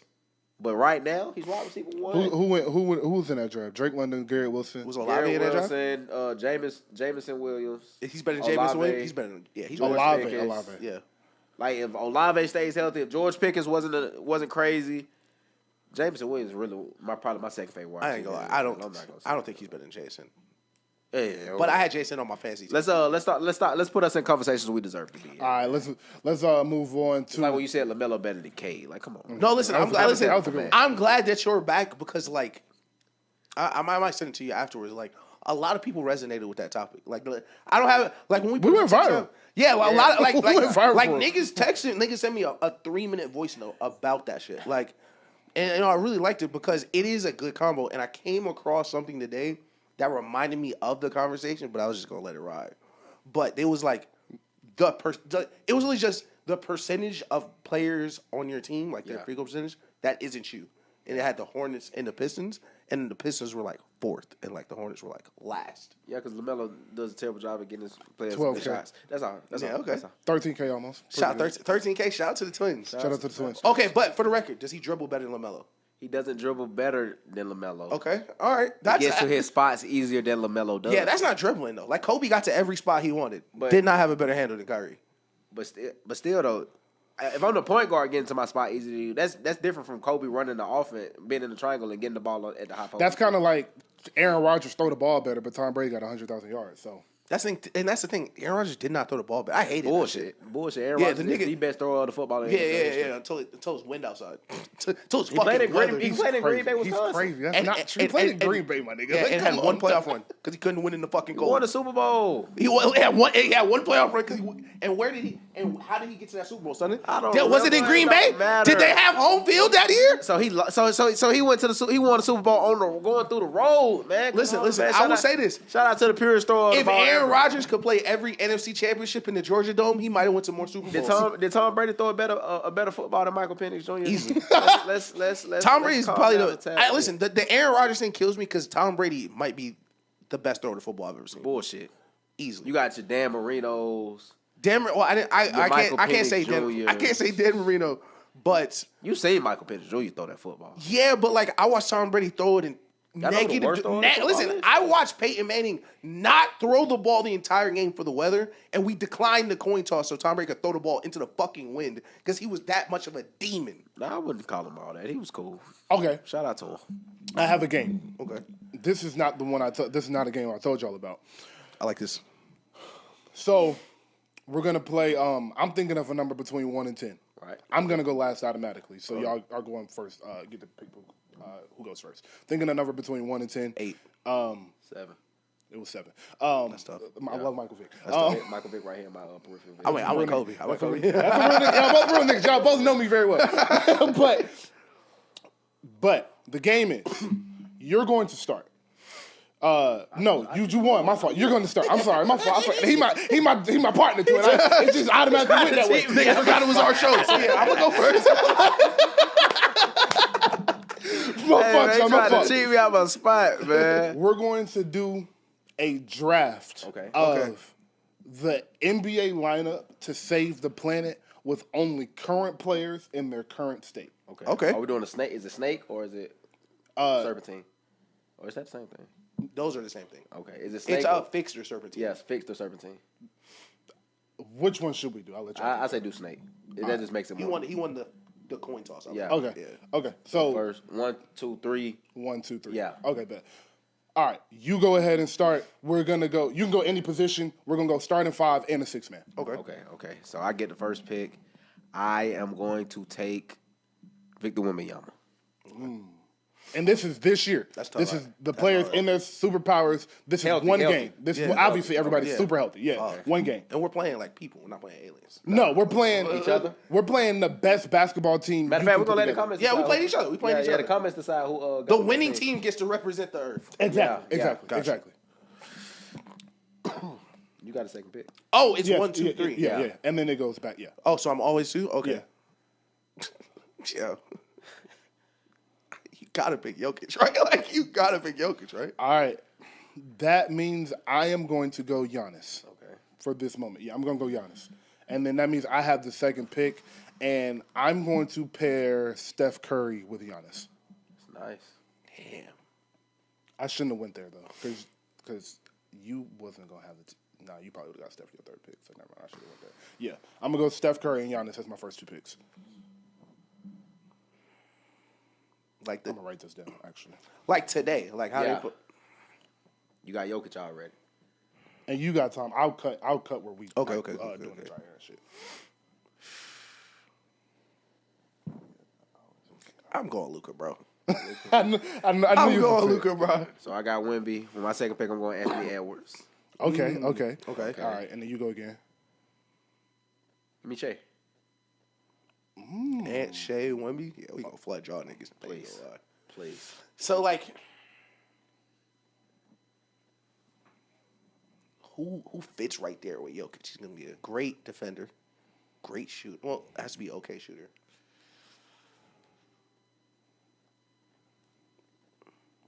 I'm gonna go Evan Mobley.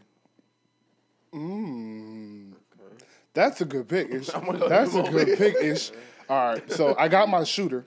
Yeah. And the reason I went Steph and Greek is because if you pay attention to basketball, in the last 2 minutes, it's usually your two best players running pick and roll, some type of offense off of that. Denver, Jamal Murray does it with Jokic. Steph and Draymond do it. In the NBA Finals, you saw J-Dub and SGA do it. Siakam and Tyrese do it. So Steph and Giannis pick and roll, completely unguardable. So now we want a wing, and we want a high-power wing that is going to defend at a high level. But Steph at 36, 38. Oh, my God. Damn. I'm about to retire. I'm going to cry about that, too. Listen, Steph retired. We gonna take the week off that show. I ain't gonna lie. We're not recording that week. I'm not doing nothing that week. I'm taking off work. Y'all about to fly out to California. Yeah, for sure. Oh, I got to. I got to. Book the flight, Tyrone. But I need a wing that I can throw the ball to in isolation and say, go give me a bucket in the fourth. Okay.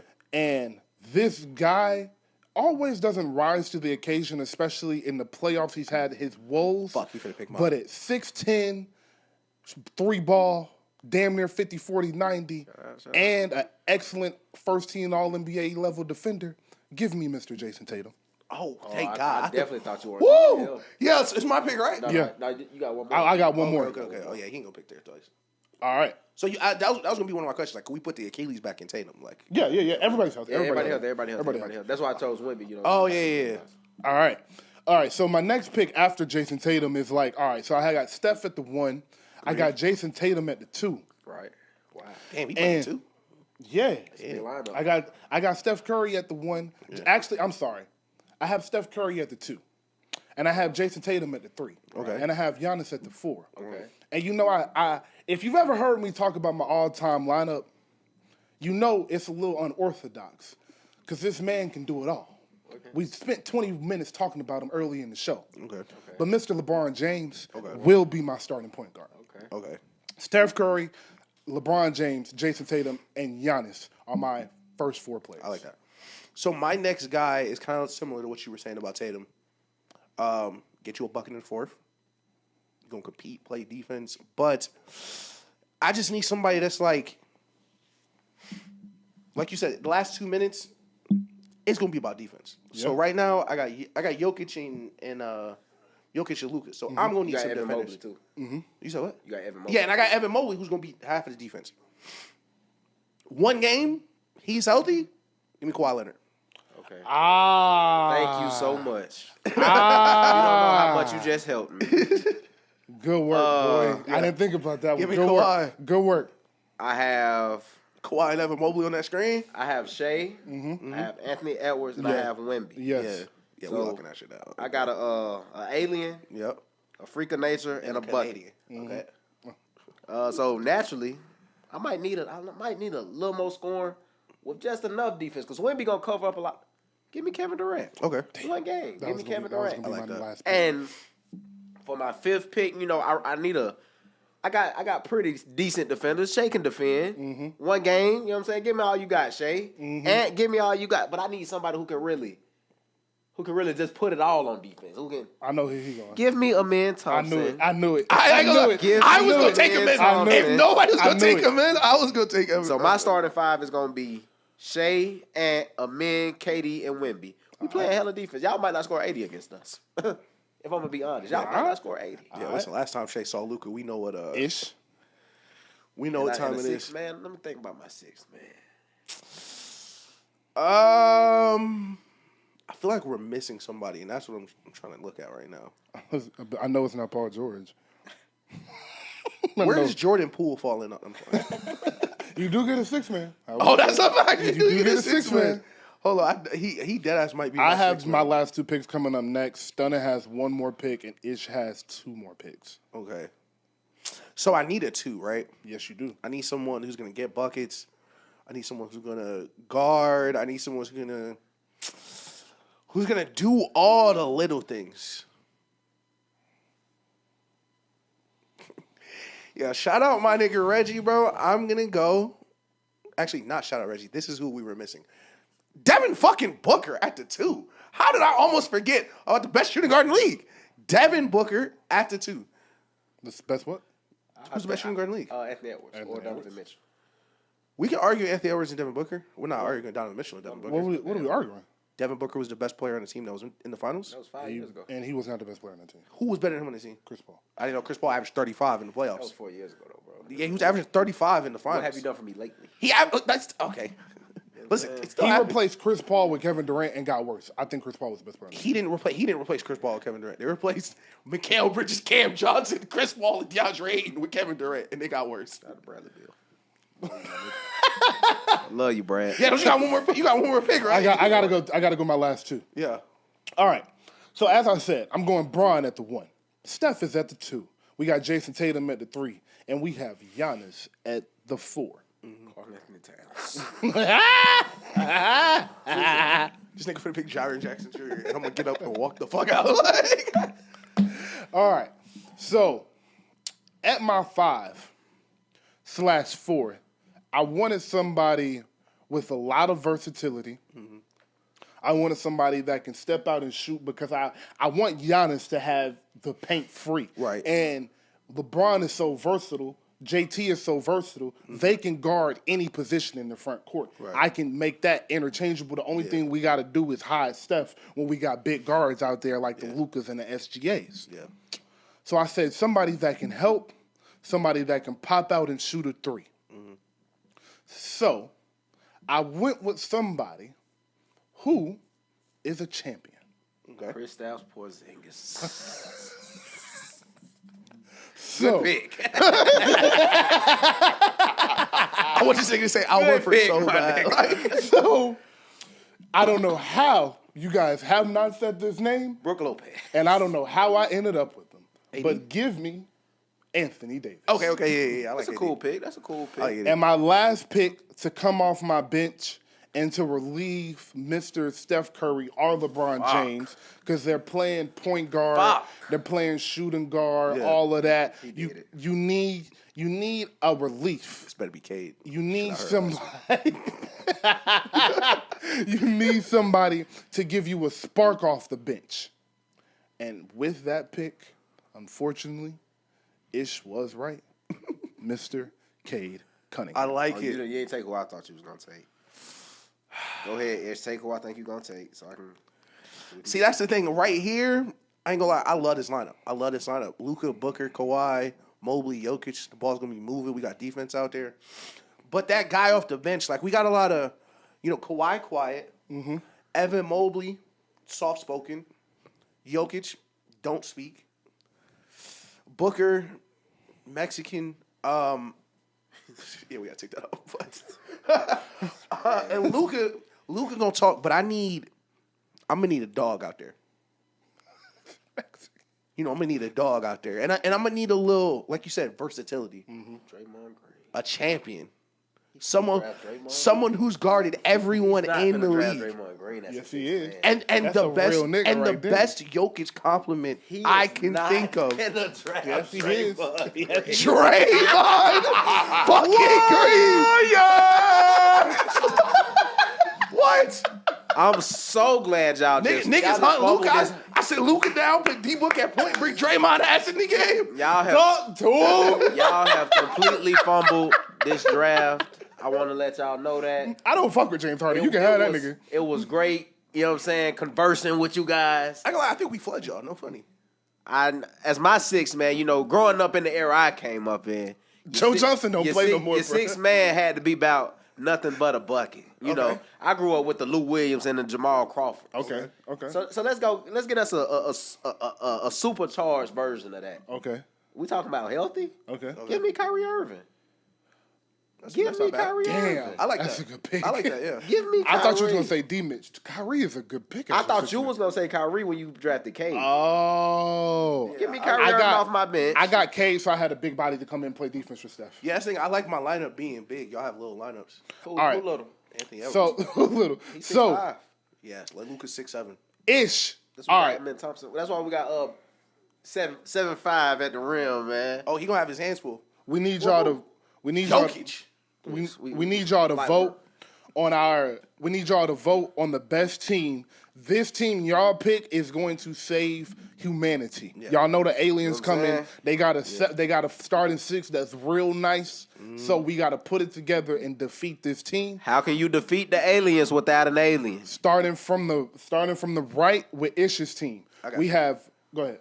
At point, the best point guard in the league, Luka Doncic. Yes, sir. At 2, Is he? the best shooting guard in the league, Devin Booker. Okay. At 3, Kawhi Leonard. He's not the best small forward in the league. At 4, Evan Mobley, reigning. Was he defensive player of the year this year? I feel like Yes. Yeah. reigning defensive player of the year. And at 5, probably maybe the best center to ever do it. 15 out of Denver, Jokic. Your six man. And the 6th man, the best trash talker of this generation, best defender of this generation, championship experience, Mr. Draymond Green. Rock, to be exact. My starting 5 to save the planet is the starting 5 that will save the planet. At point guard, I have LeBron James, which means I will win this vote in the comments because he got more fans on TikTok than any nigga in the world. He's 40. He's 40. And we start put them international hashtags in the mind. Yo, what is vote in Serbian? But at point guard, I have LeBron James. At 2, I have Steph Curry. 30. At 3, I have Jason Tatum. At the 4, I have Giannis Antetokounmpo. At 5, I have Anthony Davis. And as my 6th man, I have Mr.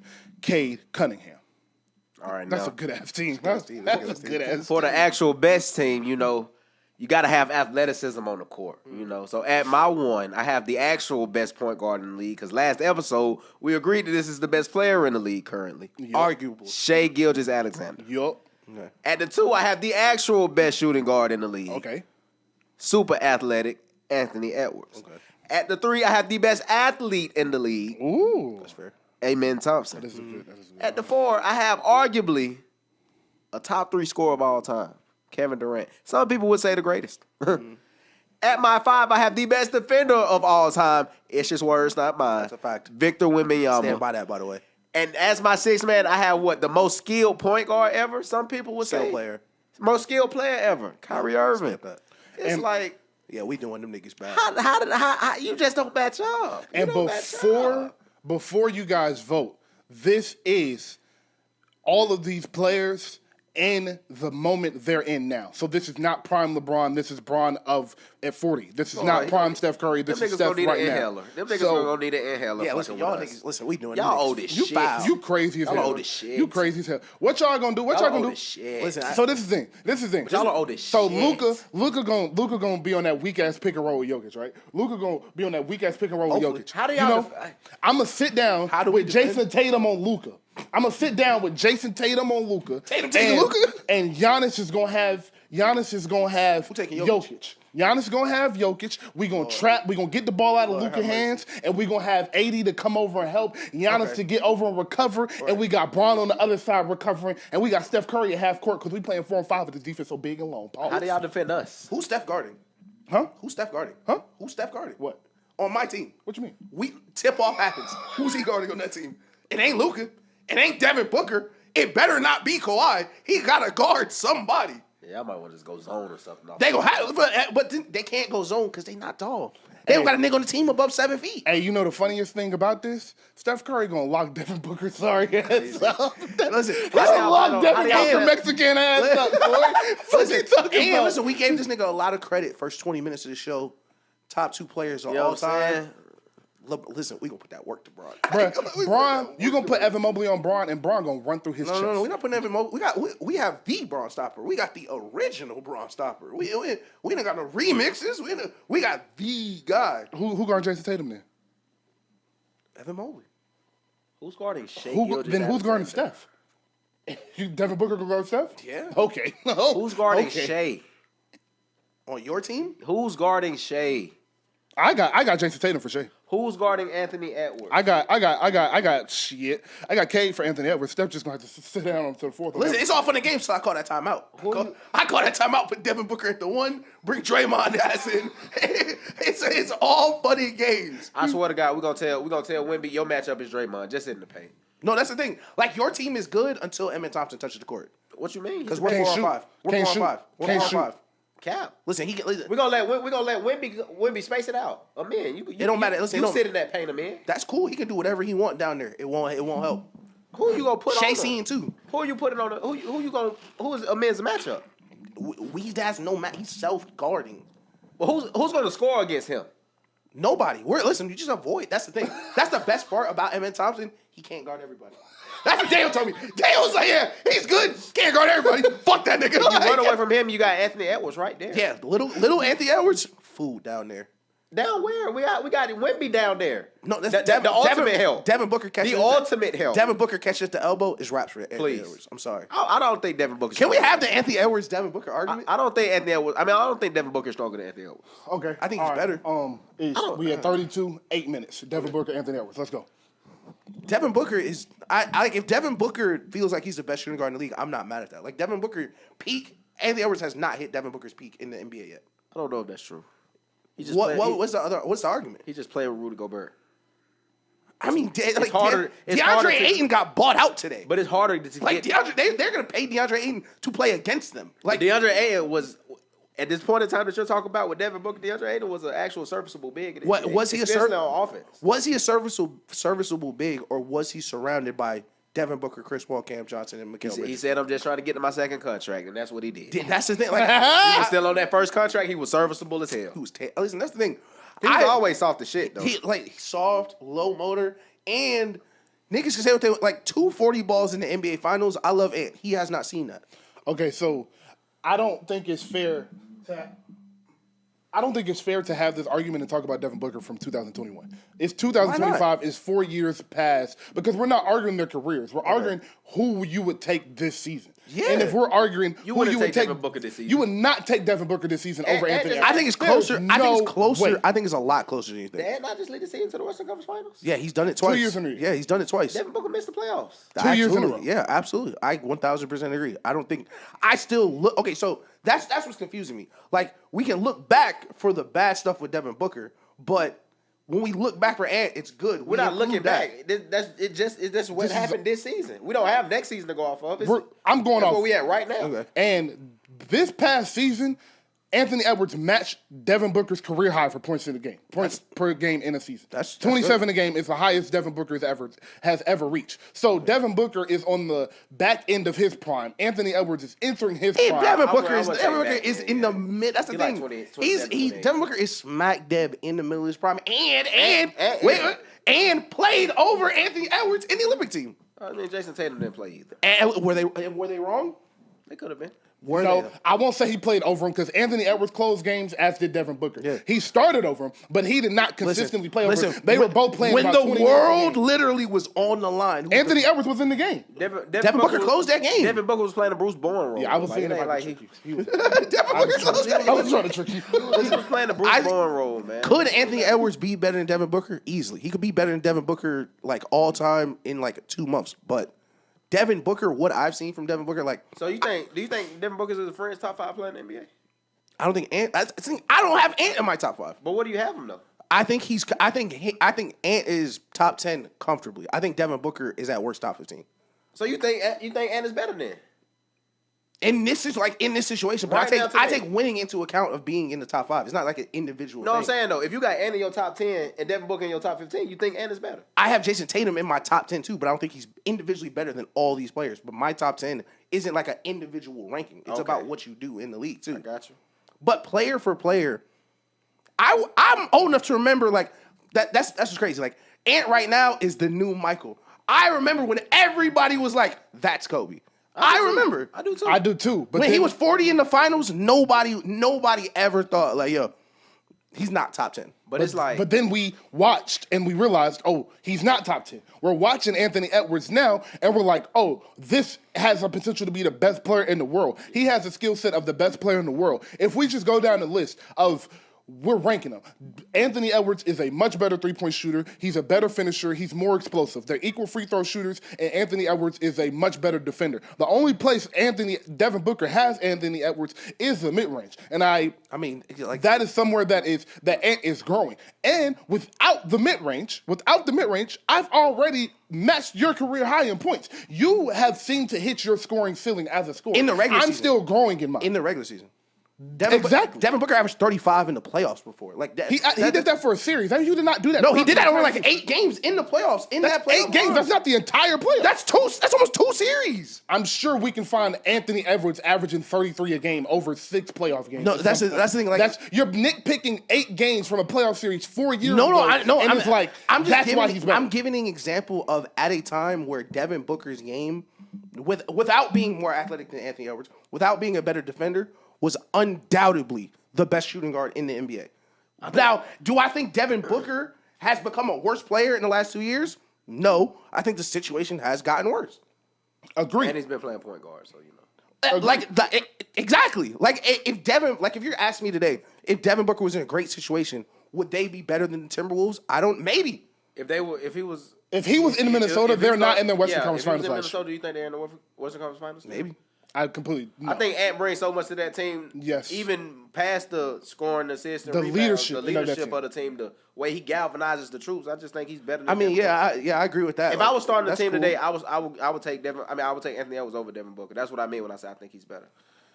That's like long term. My nigga, you forgot about Devin Booker. You almost picked somebody else and was like, "Oh my God, how did we forget about Devin Booker?" Yeah, because he's on a trash team. We didn't come in here nowhere close and think about. Almost forget about Anthony Edwards. So because he's on a good team. That's the thing. That's what I mean. The situation. We didn't forget about KD. KD is he's on the best team in the league right now. But he wasn't last year. KD was not on the best team in the league. We didn't do his pod. Today he is on the most talked about team. They are the favorite to win the championship next year. How will we forget about KD? But at the same time, I like the same logic. How KD has done nothing since he left Brooklyn. We can talk about KD in a better light because he's in a good situation now. If Devin Booker woke up on the Celtics, niggas would talk about Devin Booker every single day. I still wouldn't be better than Ant. Still wouldn't be better than Ant. Like, KD has been amazing, and he is the best. He hasn't won shit. Are we sure that he's better than Donovan Mitchell? He's not better than Luka. He's not better than Donovan. Are we talking about right now? He's not better than Donovan Mitchell. Are we sure he's better than Donovan Why Mitchell? would he be better than Donovan Mitchell? Is Devin Booker not the best player on that finals team? That was 4 years ago. Okay, so Jokic ring don't matter because it was 3 years ago. Like what? Jokic Like no, what is Jokic it? is But what is the cutoff? Jokic What is the still cutoff same. for things matter? Jokic is still the same player he was. Okay, all right. So now. Giannis not top 5. Yes. Yes. He's still a No, how is he top 5? Hold on. He hasn't won since 2020. Let me answer you. Because since Giannis has won his finals, He's been embarrassed 3 times. Jokic has won his finals. Okay. I have come in here a multitude of times and said, yo, I'm taking Luka over Giannis, I'm taking SG over Giannis, and I'm taking Jokic over Giannis. That's fair. I have come in here and said that because of what I've seen with Giannis since he lost the finals. With Jokic, last week, I came in here and said SGA is the best player in the world because he just beat the guy we've been calling the best player in the world who lost 2 Game 7s to Anthony Edwards and SGA in back-to-back years. So I have came in here and said, because of what I have seen after they have won a championship, what I thought about them is a little bit different. They're all still top 5 players, but they absolutely fall down the ranking after a few years of you not producing at the level you did once you won a championship. Since Devin Booker has been to a championship, he has not gotten anywhere close to the heights he was at when he was on that run in the finals. Neither is Giannis. I know, and I don't. But Giannis has been at 30, 12, and 5 since then, and has been impactful, and he's been in the playoffs. Devin Booker has been missing the playoffs. They got first rounded by a play-in team. When Kevin Durant was not on the floor, they were 3-17 with Devin Booker. He does not impact winning like he was when Chris Paul was there. Okay, so he went from being the best player on the championship team to not impacting winning? I just told you, I don't think he was the best player on that team. He was better than Chris I think Paul. he was the best scorer on that team, but I think Chris Paul was a more impactful and the driving force for that offense, and the reason that offense was able to produce like at the level it was, because since Devin Booker left, he hasn't produced like that. Since Chris Paul left, Devin Booker hasn't produced at that level. That's the thing. Is Chris Paul didn't leave. Chris Paul left. Mikal Bridges, one of the best two-way players in the league, left. DeAndre Ayton, their starting center, left. Cam Johnson, one of the best role players in the league, left. Like, I understand we want to say, yeah, Chris Paul was the driving engine of that team. Chris Paul didn't have 40 in the NBA Finals. Like, if niggas want me to believe that Chris Paul... Is there anything else you have to gravitate towards other than 40 in the NBA Finals from 4 years ago? So that don't matter. In 2025, no, I don't think Devin Booker scoring 40 in the NBA Finals matters right now. In the Finals, he lost. So something he has been proven to do against one of the best defenders of all time, one of the best defenses that we've seen in a very long time. Right. Doing that with Chris Paul on one leg, that does not matter because it was a couple years ago, and Ant has never gotten to the NBA Finals. It was full presidential term. It's not like we're comparing right now, and you keep bringing up 4 years ago. So do you think Devin Booker has gotten worse over the last 4 years? I don't think Devin Booker. No, I don't think Devin Booker. So that's where we disagree. I don't think he's as good as he was the year they went to. And even if you do think he's that good, Ant has grown a level above that. Yeah, no, that's the thing. See, exactly right. Ant growth has not hit the 2021 Devin Booker yet. Yes, it has. What year did he go to the finals? So if you drop 2021, why do you keep bringing up the finals like that? That matters. That matters. The NBA Finals matter. If we just made Tyrese Halliburton a superstar because he played in the I did not. But if you drop the 21 Suns into this Western Conference, do they go to? They win the West. No, you're out of your mind. Wait. You're out of your mind. Okay, all right. So let me ask, because we just said the NBA turned into a league of your best player and the roster. Who would have a better roster than that 2021? OKC and Denver. I don't think arguably the Clippers. Denver, arguably the Warriors. What are we talking about? Are you kidding? Mikal Bridges just got traded for 5 first-round picks, and he was their 4th best player. And they called him stupid. Yeah, the Knicks just made a dumbass move. And again, we said the we said the Phoenix Suns from 2021. Kevin, whatever the fuck his name is, Mikal Bridges. In 2025 is not the Mikal Bridges of 2021. The Cam Johnson of 2021 is not the Cam Johnson of 2025. So I'm glad you brought those two people up because it's a perfect example. Did Cam Johnson just get worse, or is he just not like the not impacting winning thing? It feels just so cliche to throw on niggas with bad teams because you can look at Kevin Durant, who the moment he left Golden State, you can say Kevin Durant does not impact winning. That's cap. But no. But how is it cap when he has not played a game that matters since? The closest he got was a 2nd round game. That matters. Does it? Yes. What year was it? 2022. Was it? 21. It doesn't matter. It doesn't matter unless you like Kevin Durant. Because when niggas look at the second half of Kevin Durant's career, it's like talking about KD post Achilles tear. Yeah, listen, that's the context. We talking about Devin Booker in his prime. No, but that's the thing. Kevin Durant still impacted winning. The teams were just shit. You can impact winning and be a bad team. Nah, I understand what you're saying for sure. I just think at the end was better. The Suns are one of the worst teams in the league, period. So if you put Devin Booker, fuck the Ant conversation. If you put Devin Booker on the Cavs, how far do they go in the playoffs this year? They go to the finals. Bullshit. You replace Devin Booker with Donovan Mitchell, they don't go to the finals? Donovan Mitchell is a bad Donovan Mitchell is Donovan Mitchell better than Devin Booker? They're on the same level of player. See, that's the thing. I don't know why they play the games. I don't know why they play the games. Because for years, we killed Donovan Mitchell for doing something. And we were doing the show the years Donovan Mitchell was sending home and Devin Booker was competing for championships. It was never a question who was better between them until one situation got better. But Donovan Mitchell was like, this year, he was all NBA first team. Amazing player, especially in the regular season, yes. So if you go to the finals at any point in your career, you just automatically already all the way through. I think if you are the best player on NBA Finals team, you are in a different conversation from niggas who have never done that shit. 1,000%. 1,000,000%. But do you get to stay in that conversation for the rest of your career? So you just don't ever gotta win again? I never said rest. That's the thing. I never said rest of career. It's been 3 or 4 seasons. It's been 4 years. That's a long time. Jokic won it 3 or 4 years ago. No, I can't. Jokic won the finals 2 years ago.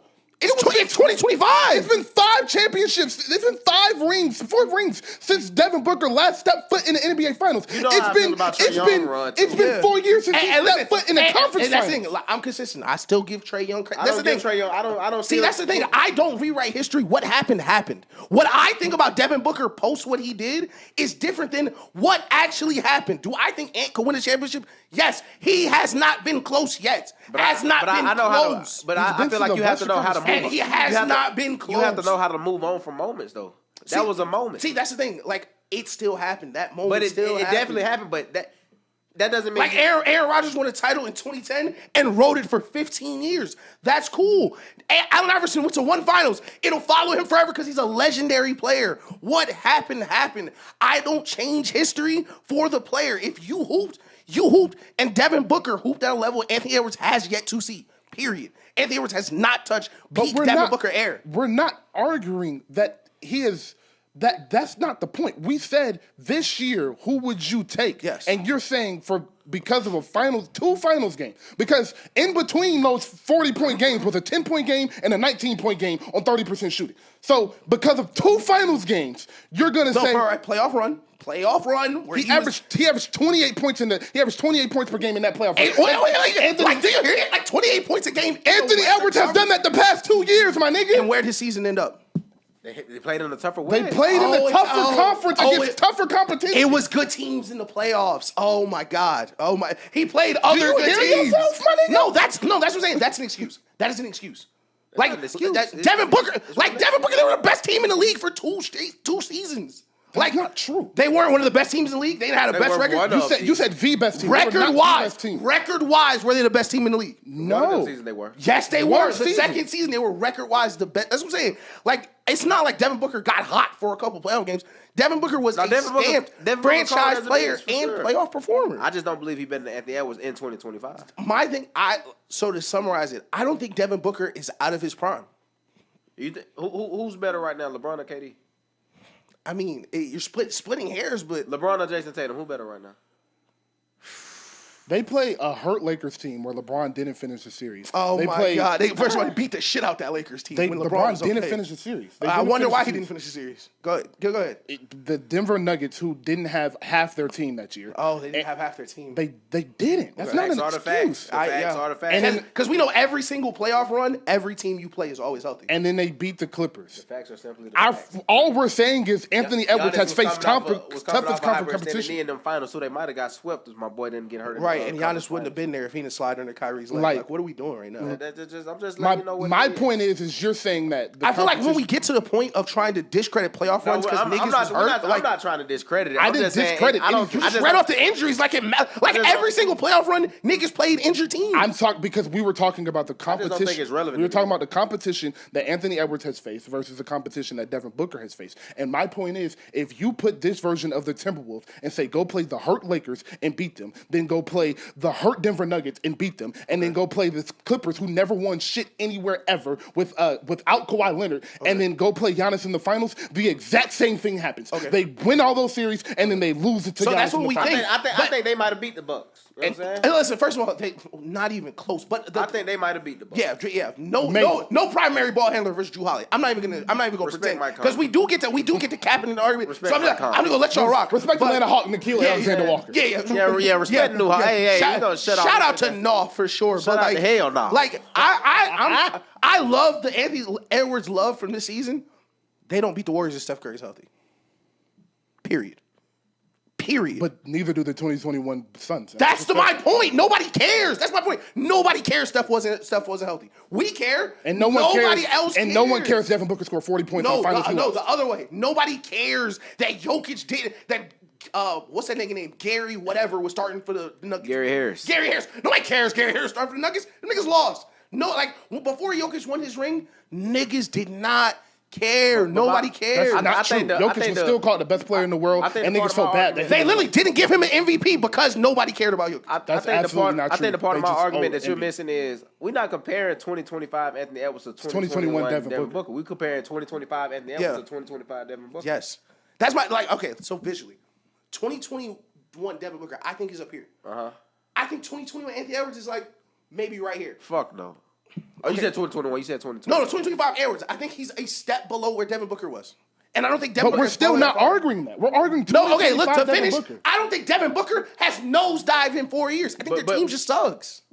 But how do you think he's on the same level of player that he was in 2021? How? Like, do you think how he's do you just as think good? that? Relatively close. Yeah, I don't think he's taking I don't think he's falling off a cliff. I think I'm not saying even falling off a cliff. Yeah, I do. If Devin Booker is right here, yes, 2021, and 2025 Anthony Edwards is right here, you don't think Devin Booker? I don't think they're that close. Okay. Oh.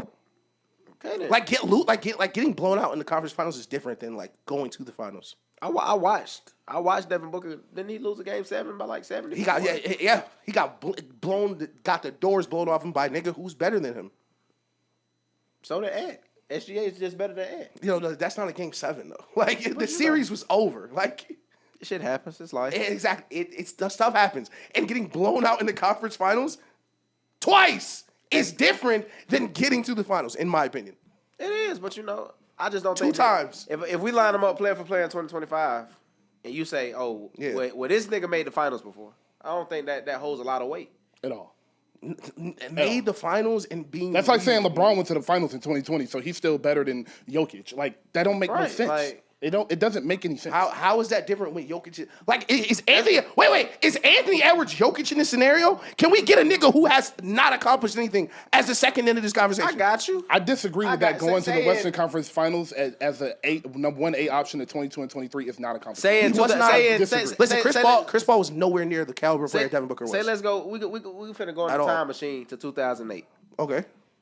And a random nigga walk up to you in the barbershop and say, "Who better right now, Allen Iverson or Chris Paul?" Why in the fuck would you say Allen Iverson is better than Chris Paul in 08 because he went to the finals in 01?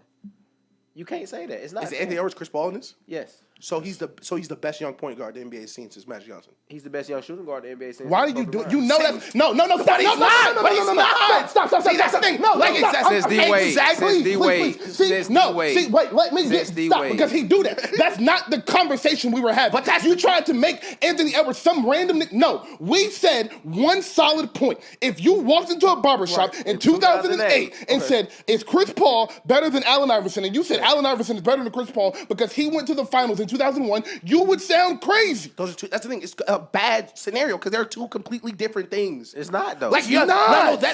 That's the thing. I am talking about what Devin Booker has done, And you would have been talking about what Allen Iverson had done. It's like 7. We're on a different. Okay, we're on a different team out of his prime 7 years later when he's been kicked off of 3 teams. That is not Devin Booker. It's a bad scenario. Okay, 06 Chris Paul versus 01 Allen Iverson. Same thing. You would still be wrong to say 5 years ago he went to the finals, so he's better than him now. That's all we're saying. We're saying 2025, Devin Booker, Anthony Edwards. If you do a player ranking, every player ranking going into the season is going to have Anthony Edwards in the top 10 and Devin Booker somewhere between 12 and 20. That's because over the past 2 years, Anthony Edwards has taken a leap and Devin Booker has stayed stagnant. And you're acting like the 40-point a game was his peak. That was a 2-game peak. His peak, his consistency was 27 a game, which is where Anthony Edwards has been. That's not his peak. That's not his peak. That's the thing. Like what you say. You said he stayed stagnant. Your peak is not 2 games. Your peak is a consistency. Stagnant, right? You say he stayed stagnant. Yes. And my point is Anthony Edwards. And okay, let me explain because y'all keep saying that Allen Iverson shit. Devin Booker is still in his prime. He's 28. Why are we acting like Devin Booker's 35? You said Kevin Durant and LeBron. Like Devin Booker is 28 years old. In 2008, Allen Iverson averaged 26 points a game. I'm just gonna throw. How old was he in 28? How old? He was an all-star. Okay, all right. Averaging 26. That's what I'm saying. And played all 82 was he still in games. his prime? At the back end of it, yes. He was. Yes. That's still prime Allen Iverson. He played all 82 games and averaged 26 a night. So Devin Booker this year is in his Nuggets AI phase. You can say that. They missing the playoffs and shit. You never know. It could be over soon. Like that. I don't think he's in that phase exactly, but he's not far off from it. He's a young 28 too. Like Devin Booker didn't play any at Kentucky. Like Devin Booker is a young nigga, bro. Like I don't think Devin Booker prime has fell off. And so what do you consider prime years for a basketball player? Up to 32, I think. Allen Iverson was 32 in 08. And he was a small guard. And he averaged 26. I don't think that's his prime. Played 82 games. Don't think that's his prime. It's not his peak, but that's part of his prime for sure. I don't think it's his prime. It's definitely his prime. It's not. You can't say a 26 a game at 6 feet. At 6 feet. That's not his career peak. average. No, that's not the peak of his powers. No, So Kyrie's that's part of his prime. Yes.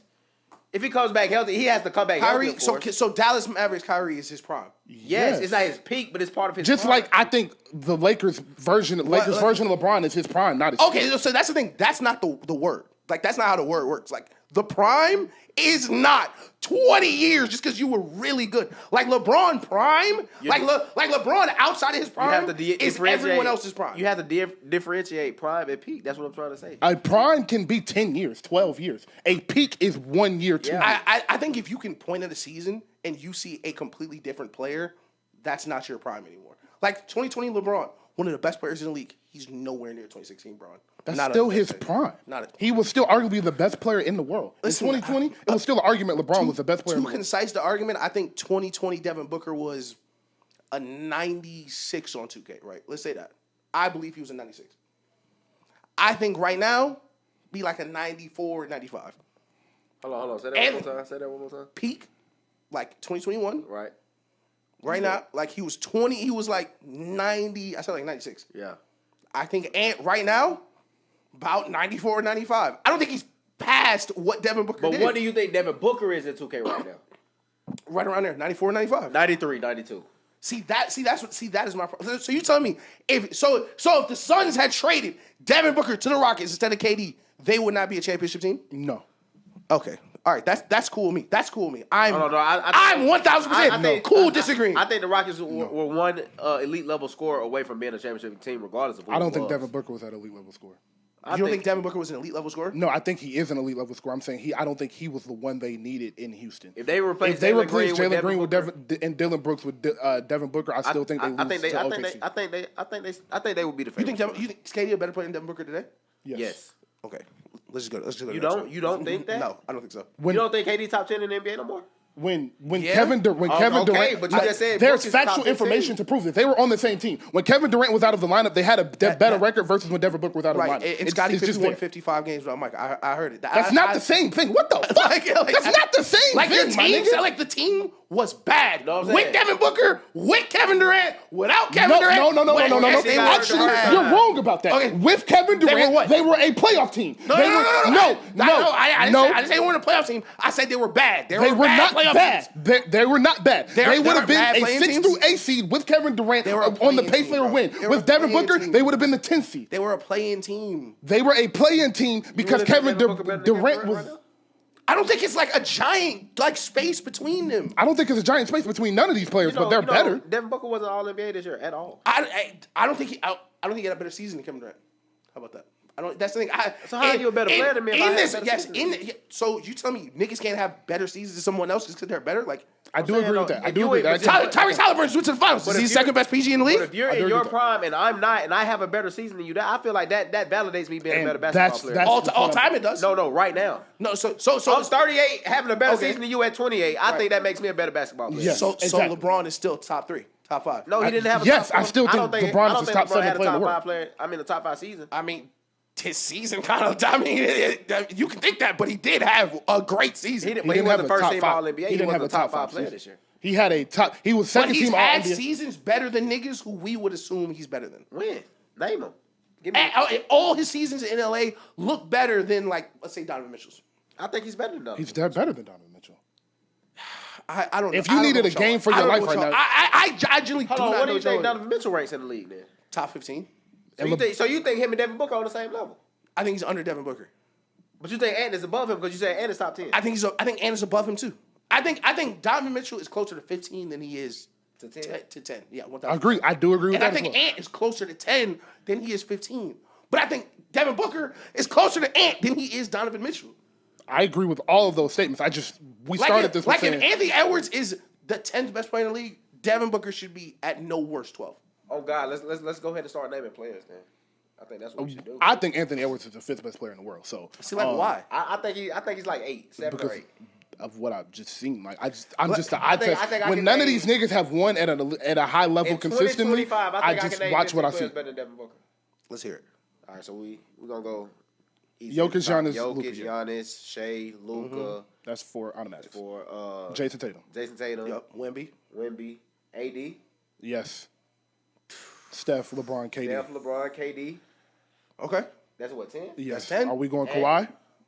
No. Well, I was Kawhi's not. go- Okay, well, I tried it. I tried it. Ant, Yes. that's 11.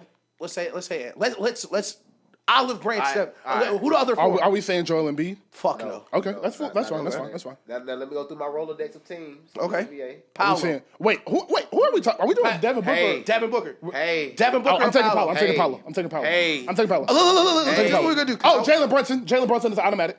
Okay, all right, look. Yes. Wait, Jalen- stop. Don't play- We're gonna don't continue. do this. No, we're gonna continue. But we wanted to do this TikTok. The first TikTok we're gonna do is Devin Booker or this other nigga. I'm gonna start Jalen Brunson. Jalen Brunson. That's a good one. In 2025, Jalen Brunson. Yes. Any question, any day of the week. 2025, yes, Jalen Brunson. Devin Booker or Donovan Mitchell. Donovan Mitchell. Donovan Mitchell. In 2025, give me Don. It's a name. It's a name. Devin Booker or Paolo Banchero. Paolo. That's Give me tough Paolo. for me. Paolo. Devin Booker or Cade Cade. Cunningham. Give me I've Cade. been waiting for Give you me to say Cade. that name. Give me Give me Cade. I think Devin Booker damn near might be closer to 20 than 15. Yes, give me Cade for sure. Okay, I'm trying to think of who else is in. Give me Amin Thompson too while you at it. Lord. Fucking Asar too. Nah, I want you Amin. know- I'm sorry. you know I'm sorry. what? You keep it sorry. Devin Booker or Wherever you. No, keep going. Devin Booker or Ja Morant. Devin Booker. Devin Booker. Ja got to show me something. Devin Booker because of the amount of games Ja be missing.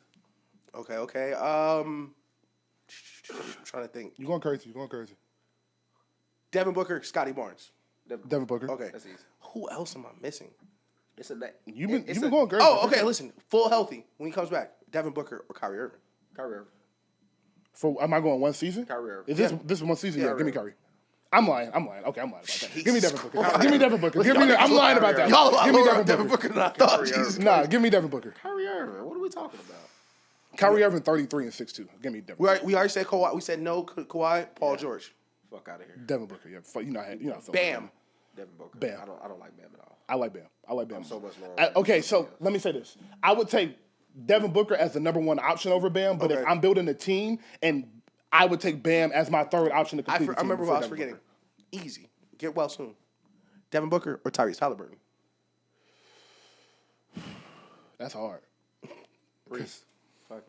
I think I'm going Tyrese. I think Tyrese impacts offense Isn't that greater than he does. now you know the next name in the progression now? I'm right? missing somebody. If you want to yell him out, Trae Young. Yeah, I don't have Trae. Listen, Trae Young or Devin Booker. Devin Booker. I don't know, and y'all know how I feel about Trae Young.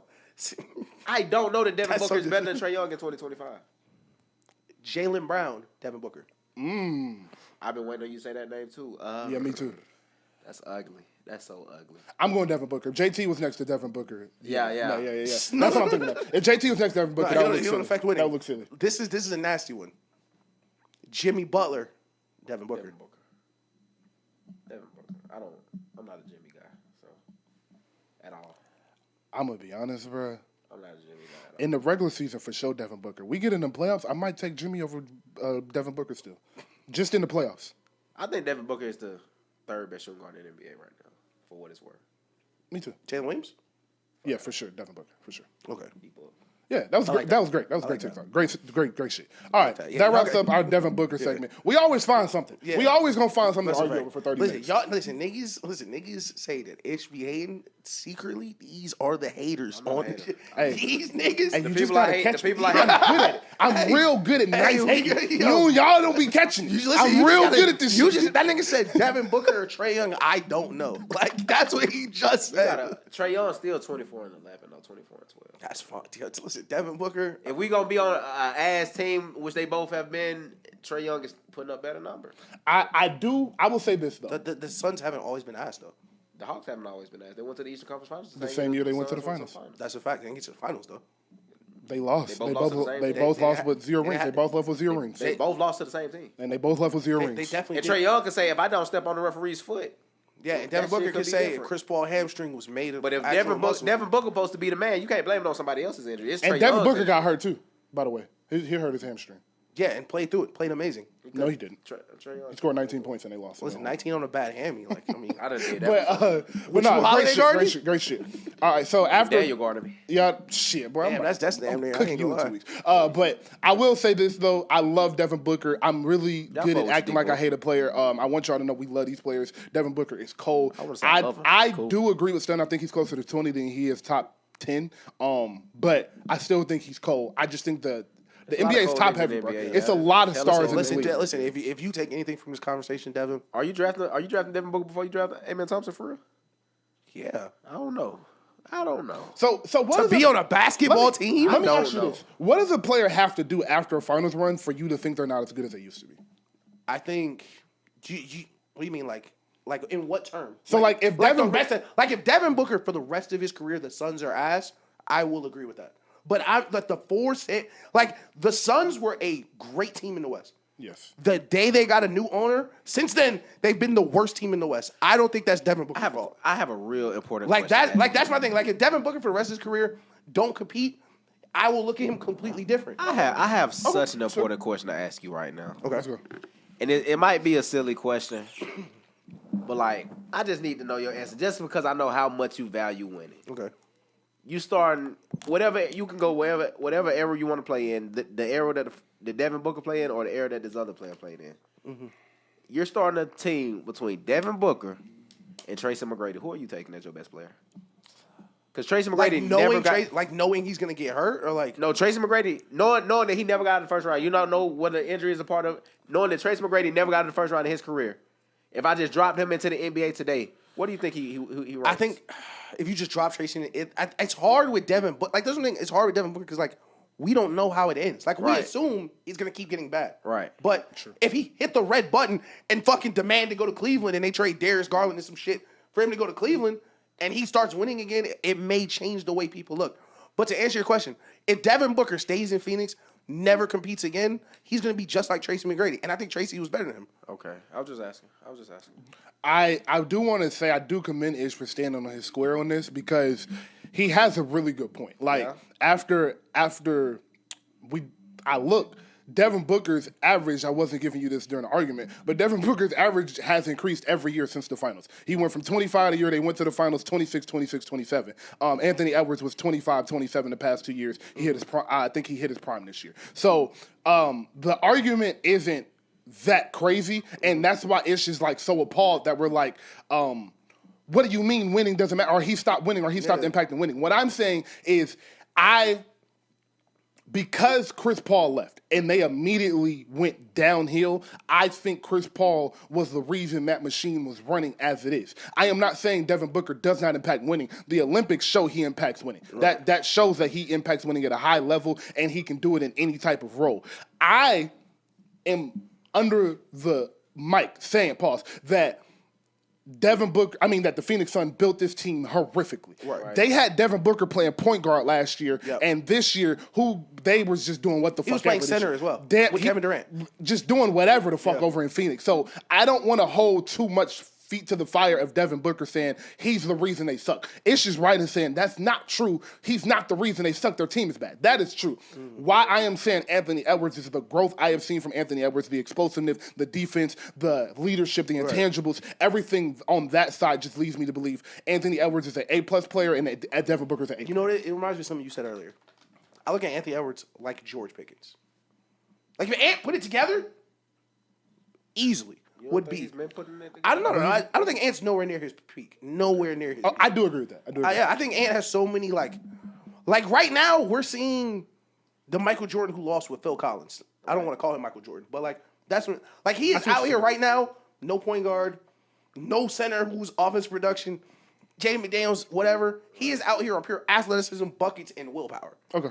Like he doesn't win the game just as Anthony Edwards yet. He's just hooping better than everybody. I will say a lot of my ranking of Anthony Edwards does have to do with potential. I will admit that a lot of, and I think I've said that kind of in the arguments as like it's more so like what I've seen and what this can turn into. Yeah, right. And Devin Booker's 28, Devin and Ant is 23, so I can just see more growing from Ant than I can Book. But excellent conversation. The best Anthony Edwards will not be in a conversation with Devin Booker. I feel that. I feel that. All right, great conversation. I said 8 minutes. We went 35. That's how we do over here at the show about nothing. All right, to wrap up, it is time to have our movie segment. Because the great debate is finally going to be settled today. I want to get into Life first because ATL has a real debate for it. Life is just funny as fuck. Bernie Mac might be the funniest nigga to ever live. So yeah, Bernie Mac is the funniest man I've ever seen on camera in my life. Yeah. Martin Lawrence and Eddie Murphy's chemistry was incredible. I love the story. It was very like heartwarming mixed with funny, and it's like the perfect picture. And You think it was heartwarming? yeah, I think it's heartbreaking. I'm getting to that. Why I'm saying it's heartwarming. Okay. Because I think it's a perfect encapsulation of the black experience. And not necessarily because two niggas went to jail, but because two niggas went to jail and found the humor in it. And if you know any black person that's ever struggled, they gonna find a way to joke about their situation. Yeah. It's what we do, it's what we good at. When I was the most depressed in my life, I was probably the funniest. Yeah. Like, it ain't nothing you can't joke about when you... Fam, slaves used to sing. My Nick, like, you feel me? You feel me? So I thought that was a heartwarming part of it. Is just like, damn, like, no matter what, we gonna find a way to laugh through this shit. Like, it's 15 niggas in here on life in prison, and we making a movie and laughing about this. Like, it's something to be said about that artistic form of expression. But just on the surface level, man, Eddie Murphy a goat, dog. Eddie Murphy so fucking Eddie funny, Murphy bro. a motherfucking Eddie goat, Murphy, dog. listen, that's what I say. It might be a list of the funniest. Eddie Murphy for sure on there. Yeah, for sure. That nigga, the scene with the baseball scene where the white boy come watch the nigga hitting the baseball, Dave Chappelle, evil twin, and he hit the home run, and Bernie Mac started doing that dance on the ground, bruh. That nigga started going like this on the ground, nigga. Yeah. I was in here hollering Shout like, out my nigga this can't nigga get right, stupid, man. Shout out my boy. nigga can't get right. Can't man. get right. That's funny. Jack Lane. Shout out to Bernie Mac, man. But no, that movie is crazy. That's probably be one of my new comfort movies. But I ain't gonna lie. Before we move on, this is just a funny story. Back when I was in high school, you know, Bernie Mac boyfriend in the movie got shot or whatever. Yeah. And like the way he was running before, I used to have a homeboy who used to reenact that in lunch. Like when he was going to get his food and shit, he'd like get up from the lunch table, like look back at us and do that shit. And that shit was just the funniest shit ever. Nah, that's funny as fuck. Shout out my nigga T-Dub. Okay, shout out my nigga T-Dub. Happy birthday, my nigga. But Oh, happy birthday. That's hard. hey, thanks for actually telling me we'll be ready in 45 minutes. But to ATL. Let me. Here we go. Because I just watched it again myself. Here we go. Let's make the bad bitch the villain. Go ahead. So listen, I wrote notes. I do this when I want to hear the notes first. Yeah. So the first thing I have to say is I need a crew. I'm bringing back the word crew. Like, I don't know who want to be in it, but I'm getting about 6 niggas, and we gonna be the crew. All right, We just gonna sit places. I forgot how hard that was in 4th grade when you had your crew of 4. Yeah. I gotta get a crew And you just like go down, sit somewhere, just sit there with the crew. Yeah. Who you with? With the crew. I'm with the crew. Come on now. You know, usual. Secondly, we have this conversation a lot. I have a new list. Okay. Chris Brown, Jamie Foxx, T.I.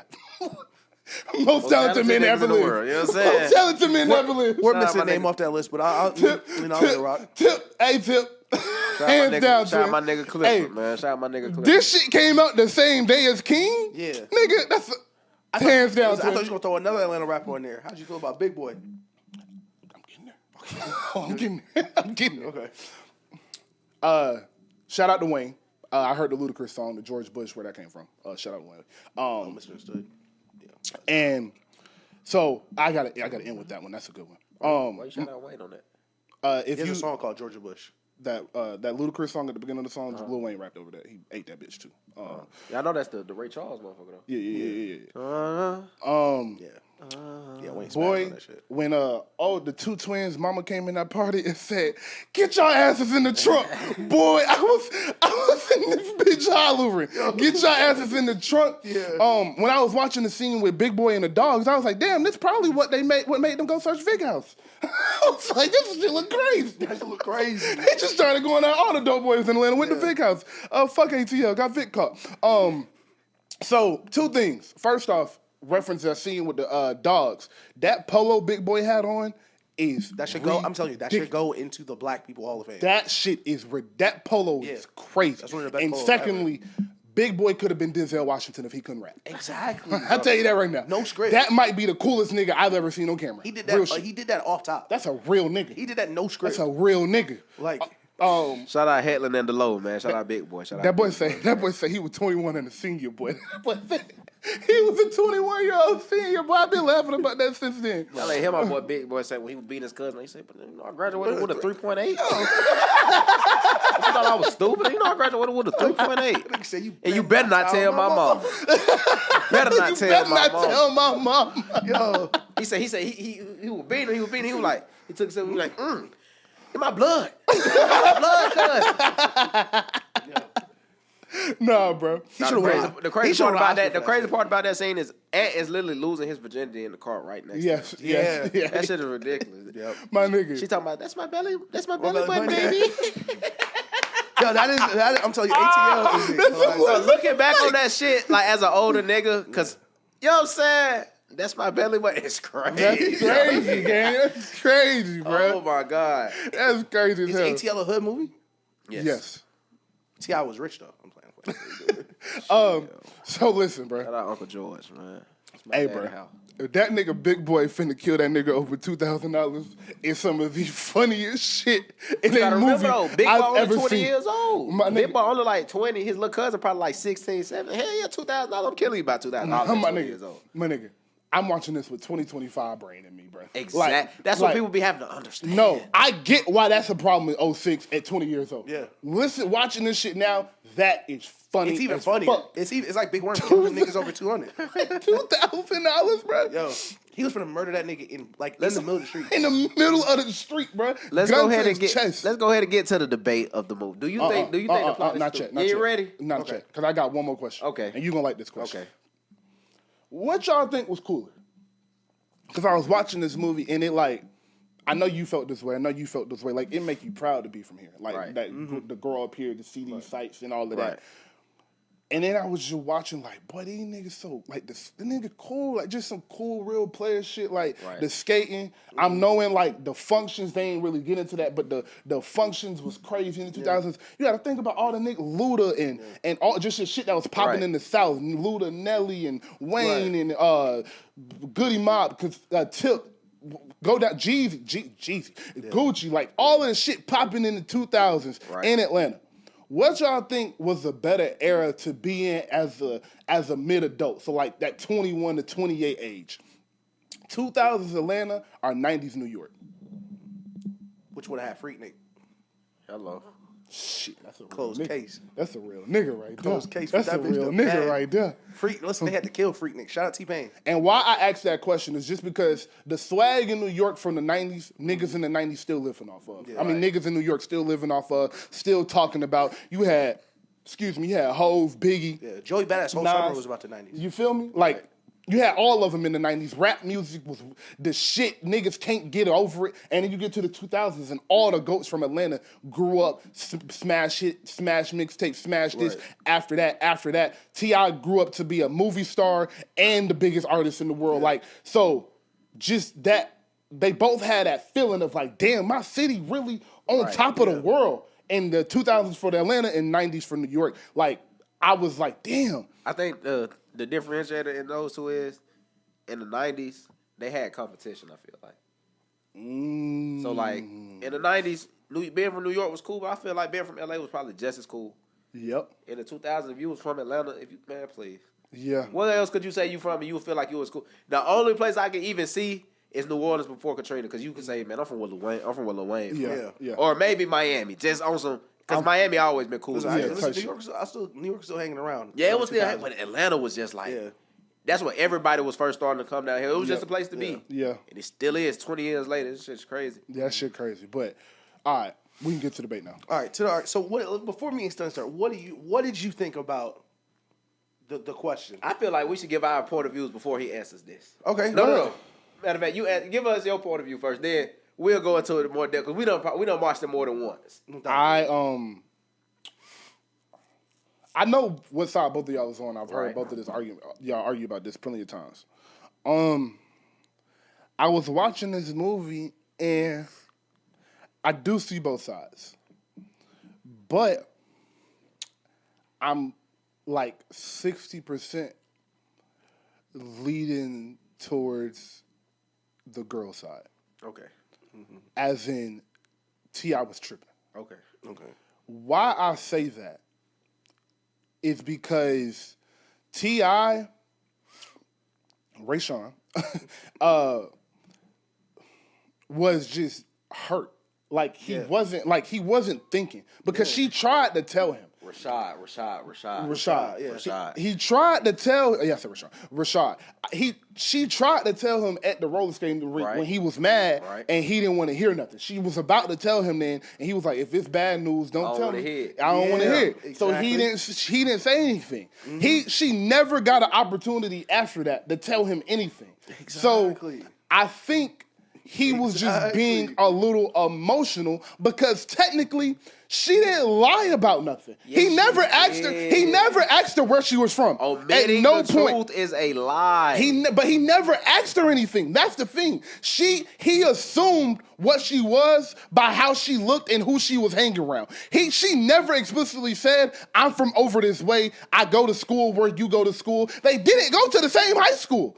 Like she clearly wasn't from. He had to know they didn't go. Like he knew she was not from. Like Mechanicsville High School was the people that lived in Mechanicsville. If she didn't go to this high school, she had to be from somewhere else. That doesn't mean that you can have multiple high schools in one area. But they didn't. That was Mechanicsville High School. But how do you know they don't have a high school 15 minutes away? But to be fair, even if they are 20 minutes away, that's still not Mechanicsville. He still probably has a problem. It could be though. You could be from this hood and go to a different high school. I did it. The high school point. Mute point right now, right? Mute point right that's now. that. But my thing is, she never had the opportunity to tell you. You never explicitly asked her, "Where are you from?" You never said that. But he was hurt. Lied. He was the shit with his brother had just happened. He was hurt about that. He was feeling down. He was feeling sad. Shit, look at her, Shaw. Yeah. Look at her, Shaw. Like that's he was sad. Like it hurt his feelings, and he was just emotional at the time. Which is why when she came back in the hospital and grabbed his hand, they ain't had to have a conversation because it was like, nigga, like I was kind of true. Like I was kind of true, but it wasn't that serious. That wasn't what it was. And Stunner, you go because I'm on Ish's side, so you go and explain yourself. I want y'all to put yourself in a 17-year-old mindset. Okay? Take yourself back to when you were 17. Okay, fair. You've lost both your parents in a high school in a car accident. Yeah. You damn near raising your little brother. You got all this on your shoulders. Cleaning toilets every morning. You know what I'm saying? You got to clean toilets to make any money. Your little brother is trying to get in the streets. You know what I'm saying? You got a lot on your mind, a lot on your shoulders. The last thing you want to be dealing with is a conniving ass bitch. Why she gotta be all that? Because that's what she was. Okay. You know, that's what the character was. When Esquire pulled up to that house and seen her, she looked at my boy in the eyes and said, "I'm from the tray." No, you're not. She did say that. No, you're not. She said that to Esquire, though. That's a lie. She said that to Esquire, though. She begged my nigga Esquire not to tell T.I. because I need to tell him on my own time, but she still didn't tell him before it blew up in her face. That's why she looked stupid when her dad came to the skating rink, because she knew she fucked up. All you had to do was be like, "Hey, look." When T.I. was trying to take her home, and she was like, "No, I'm gonna take the bus." He was like, "What you think I'm gonna stalk you or something?" I'm glad you brought that point up. Okay, so that is why the argument isn't T.I. is completely wrong. That is why the argument is I'm just slightly flavoring T.I. because every point you made about T.I. has been correct. But continue. Then he even asked her, like, "What you think I'm gonna judge you?" You know what I'm saying? You think what? Because where you stay? And then after everything went down, and then he judged hold on. He didn't judge her for what she stayed. He judged her because she lied. Okay. She omitted the truth. See, that's where I disagree. Hold on. Go ahead. When she pulled up to the house, she said, "The only thing different about me is my address." And he looked at her like, "Is you serious, bro?" It's not the only thing that's different, because if you was really one of my type of people, if you was really who you was portraying to be, you would just kept it real the whole time. Like, all right, I'm from here. We done damn near fell in love with each other. And I feel like I fell in love with somebody who I think you are instead of the real person you are. Me at 18, I would have had a problem with that too. Okay, let me ask you. You laid that out perfect. What is the person that he fell in love with that she isn't? What is changed since he's found this out between her? He fell in love with NuNu. Okay, and that's the thing. What is different now that he knows? Because NuNu and Aaron have two different personalities. Those are them. They're two different people.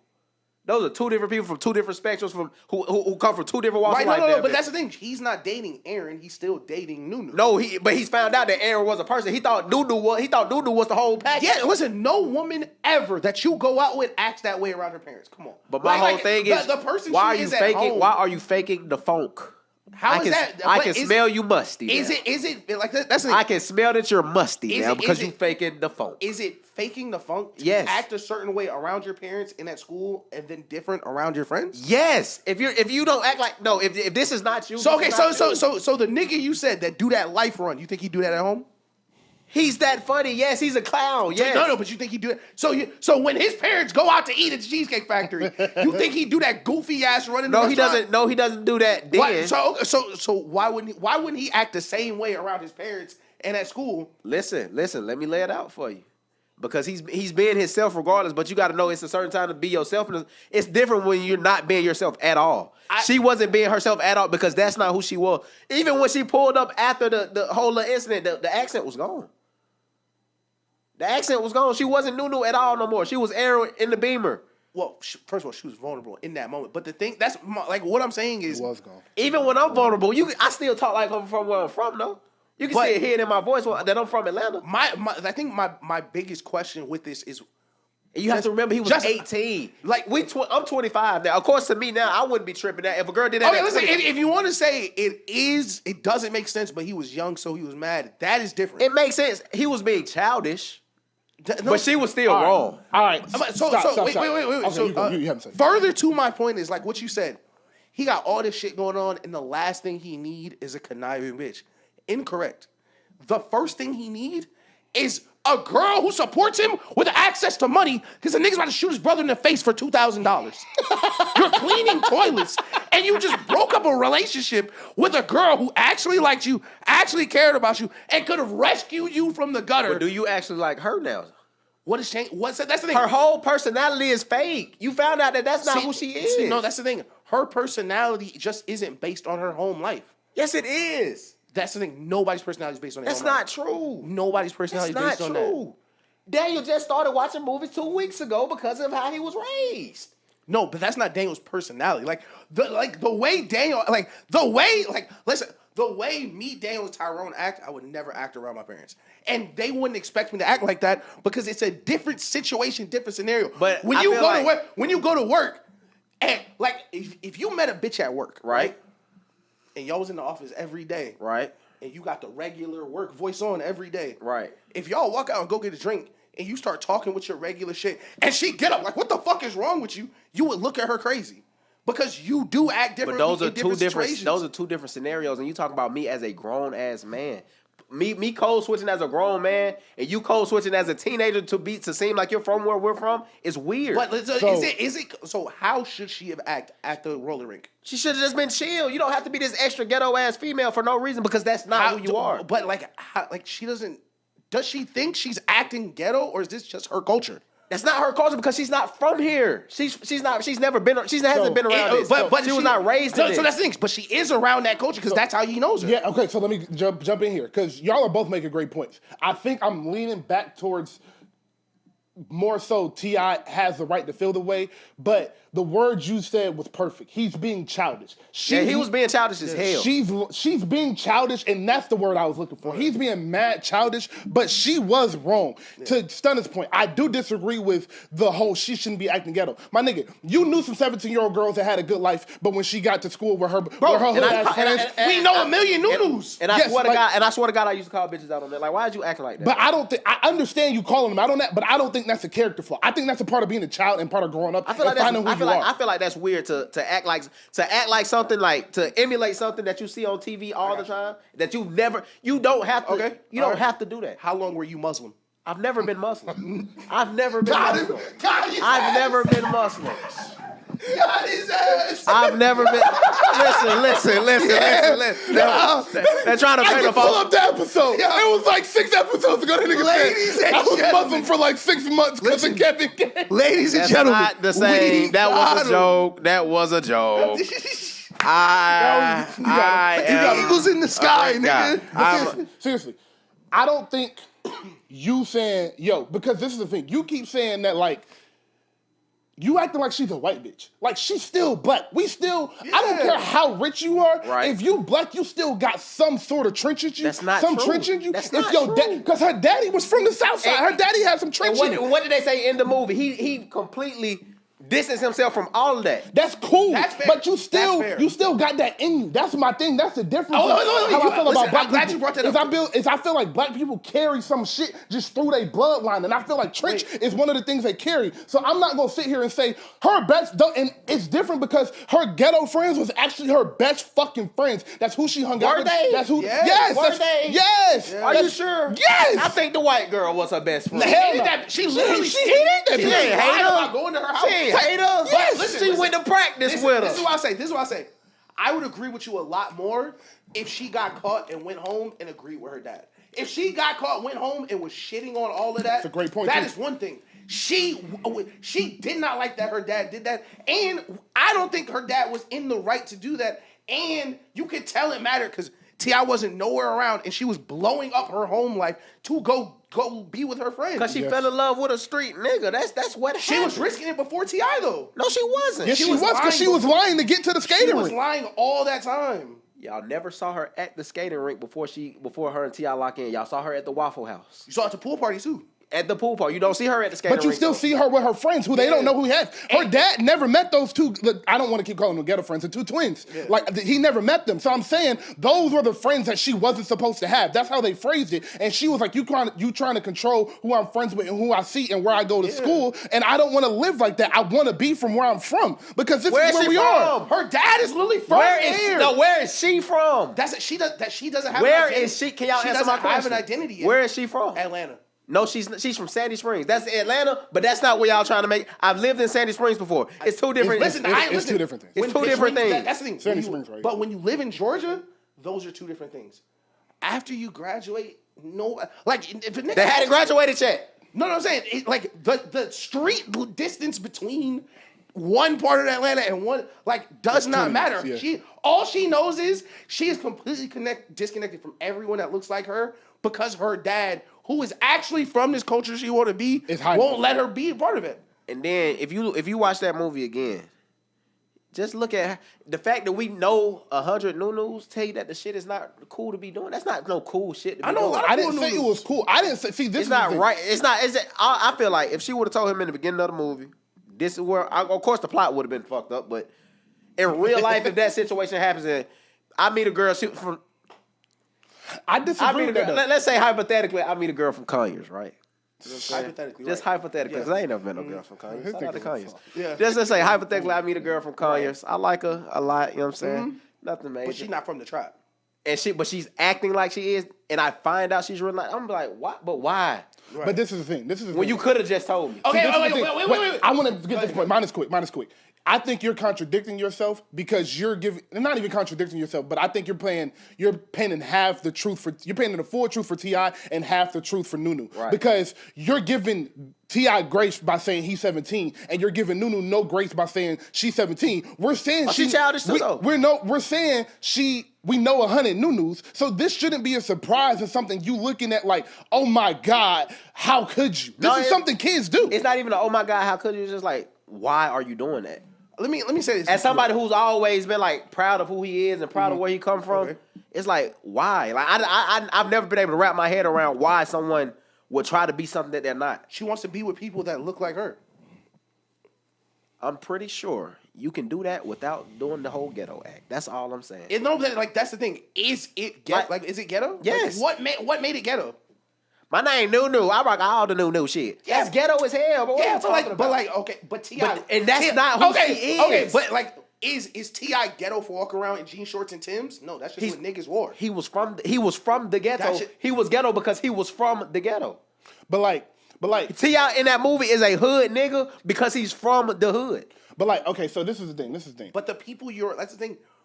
She's still like we're painting it as she was completely disconnected from this shit, right? And just dove in it to try to be a whole for the past 2 weeks. This is who she was her whole high school She life. does not know any other life than this life. Yes, she does. She knows the life at home. What she doesn't act like this at home because that's not who she is. Exactly. That's not who she is. That white girl that they are trying to make her It's not who she is. not who she is. That is who she is. No, it's not. That's who you was raised to be. Going to Spelman. mean that's who she is. Her going to Spelman is exactly proving the point that that's not who she is. I know plenty of bitches like that who went to Spelman. Nah, we got your ass. Because that's Ish's point, is that the person you're saying she is that, she is showing you, I'm not this. My parents want me to be that. Literally. And I don't think your parents wanting you to be something means you are that. But you faking to be something on the complete opposite end of the spectrum will cause you to lose a real Okay, nigga. let me. This is my response to that. You will lose a real nigga like Stunner and Rashad. This is my response.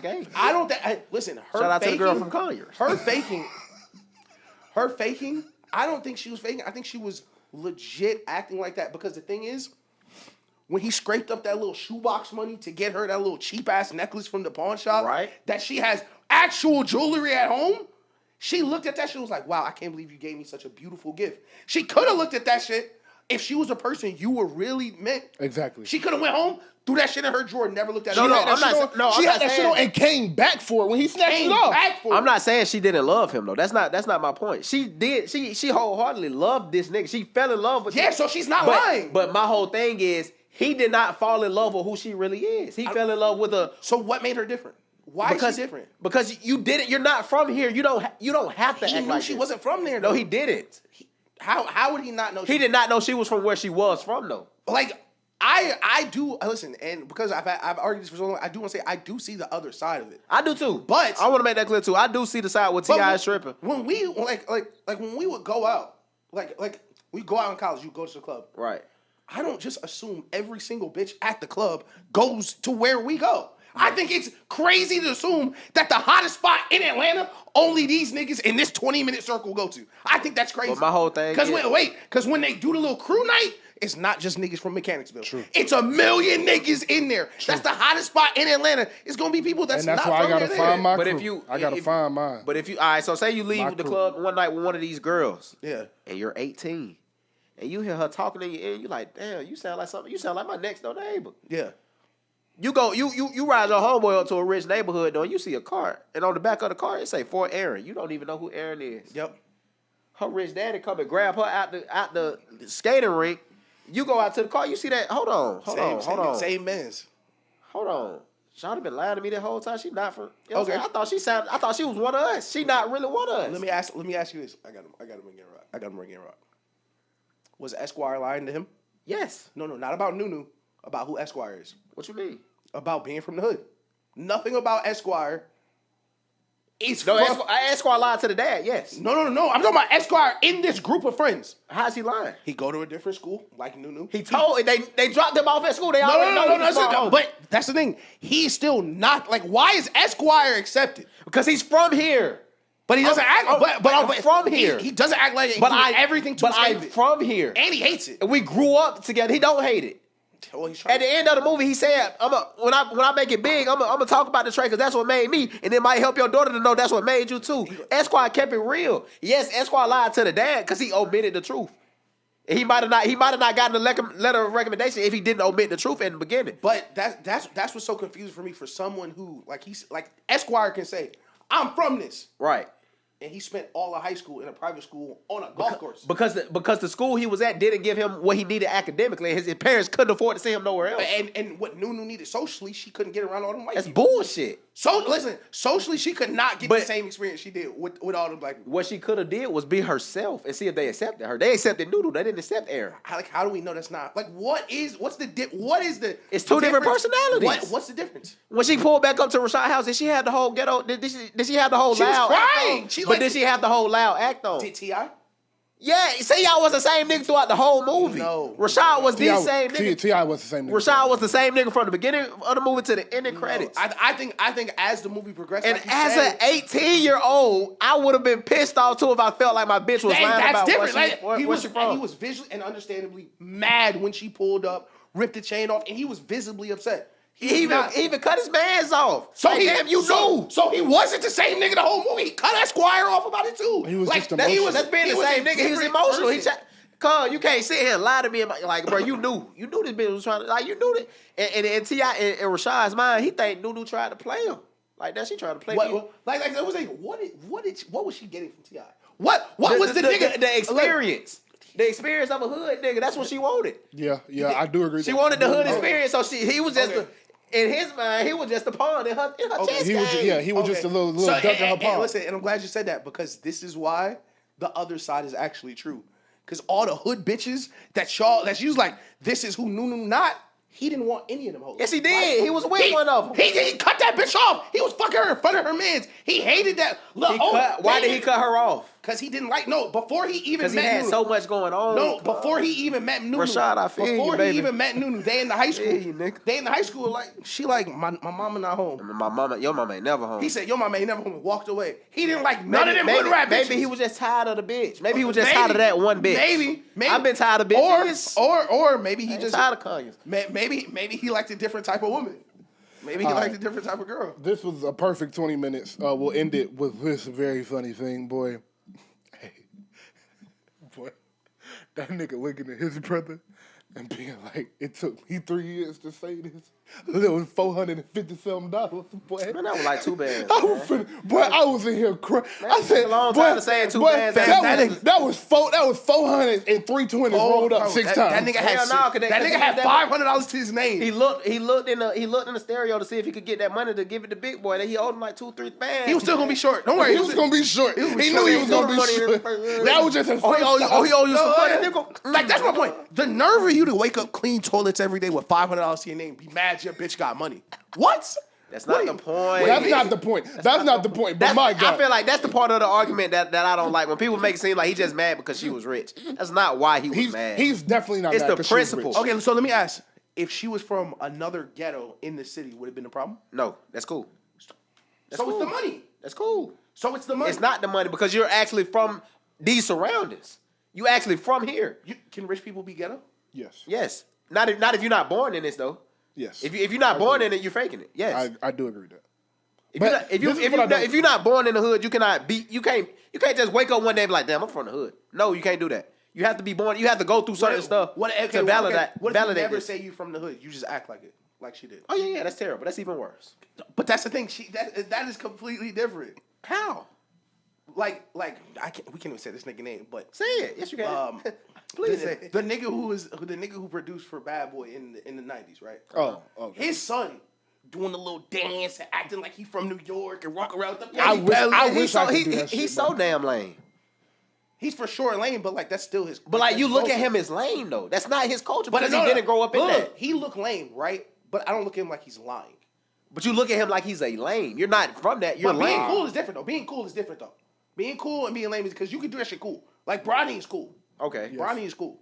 Yeah, that's true. That's like true. When Bronny, like. But what if Bronny doesn't act like Bronny act like a normal nigga, bro. Exactly. You could be. NuNu could have been a normal girl. You could come down to the hood and just chill. That is my point. That's what normal girls look like in that area. And that's what I'm saying. But she's not from that area. But my thing is, this is my thing is, she's still black. So she's still going to conform to the blackness she sees with her best friends versus the white bitches in the half black bitches let me at ask her private this. school. Sorry for using the word B-word. So yes, that's what I'm saying. It's like she saw what she saw and grew into that. It's like if a nigga went to private school, if a nigga was raised by black parents from 1st through 8th grade and was in the suburbs, wasn't in the hood, wasn't in the mansion, was in the suburbs, but he went to private school.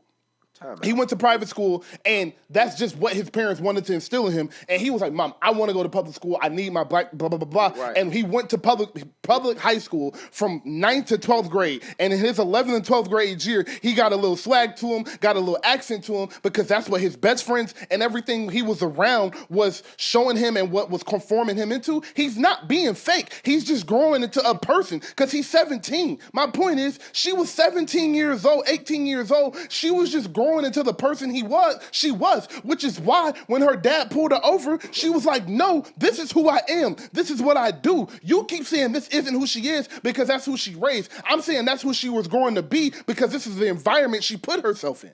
And that is the two different things. You're right. You can't not be from the ghetto and be a ghetto nigga. Right. But you can still be You cannot be from the hood and still act like a hood nigga because the niggas you grow around with is from the hood. My nigga, you know Des. You know Des. If I got a nigga partner named Des. Real trench babies, real trench babies. Hey, shout out Des. I just saw Des the other day. If we Des in Punta Cana right now, he getting to big. Des doing it big for real. But Des and his partners, real trench babies. Right.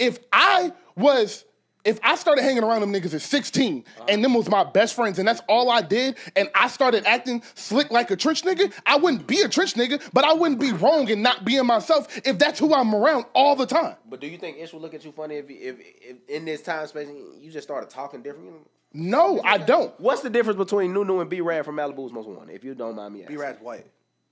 But what's the difference between the way they act, though? He's white. If he's white, that's all the difference. But if he go down to the hood, I know plenty of white people. That's totally no, different. hell no. That's totally different. Hell no. That's you. That's your people. That's what you do. That's who you is connected to. White people is not connected to that. No matter where you from, you connected to the trenches because that's you. That's not true. That's not my true. nigga. If you are black, you got somebody from the trenches. That is not true. Because I've seen Malibu Most Wanted 60 times. 1,000,000 for me.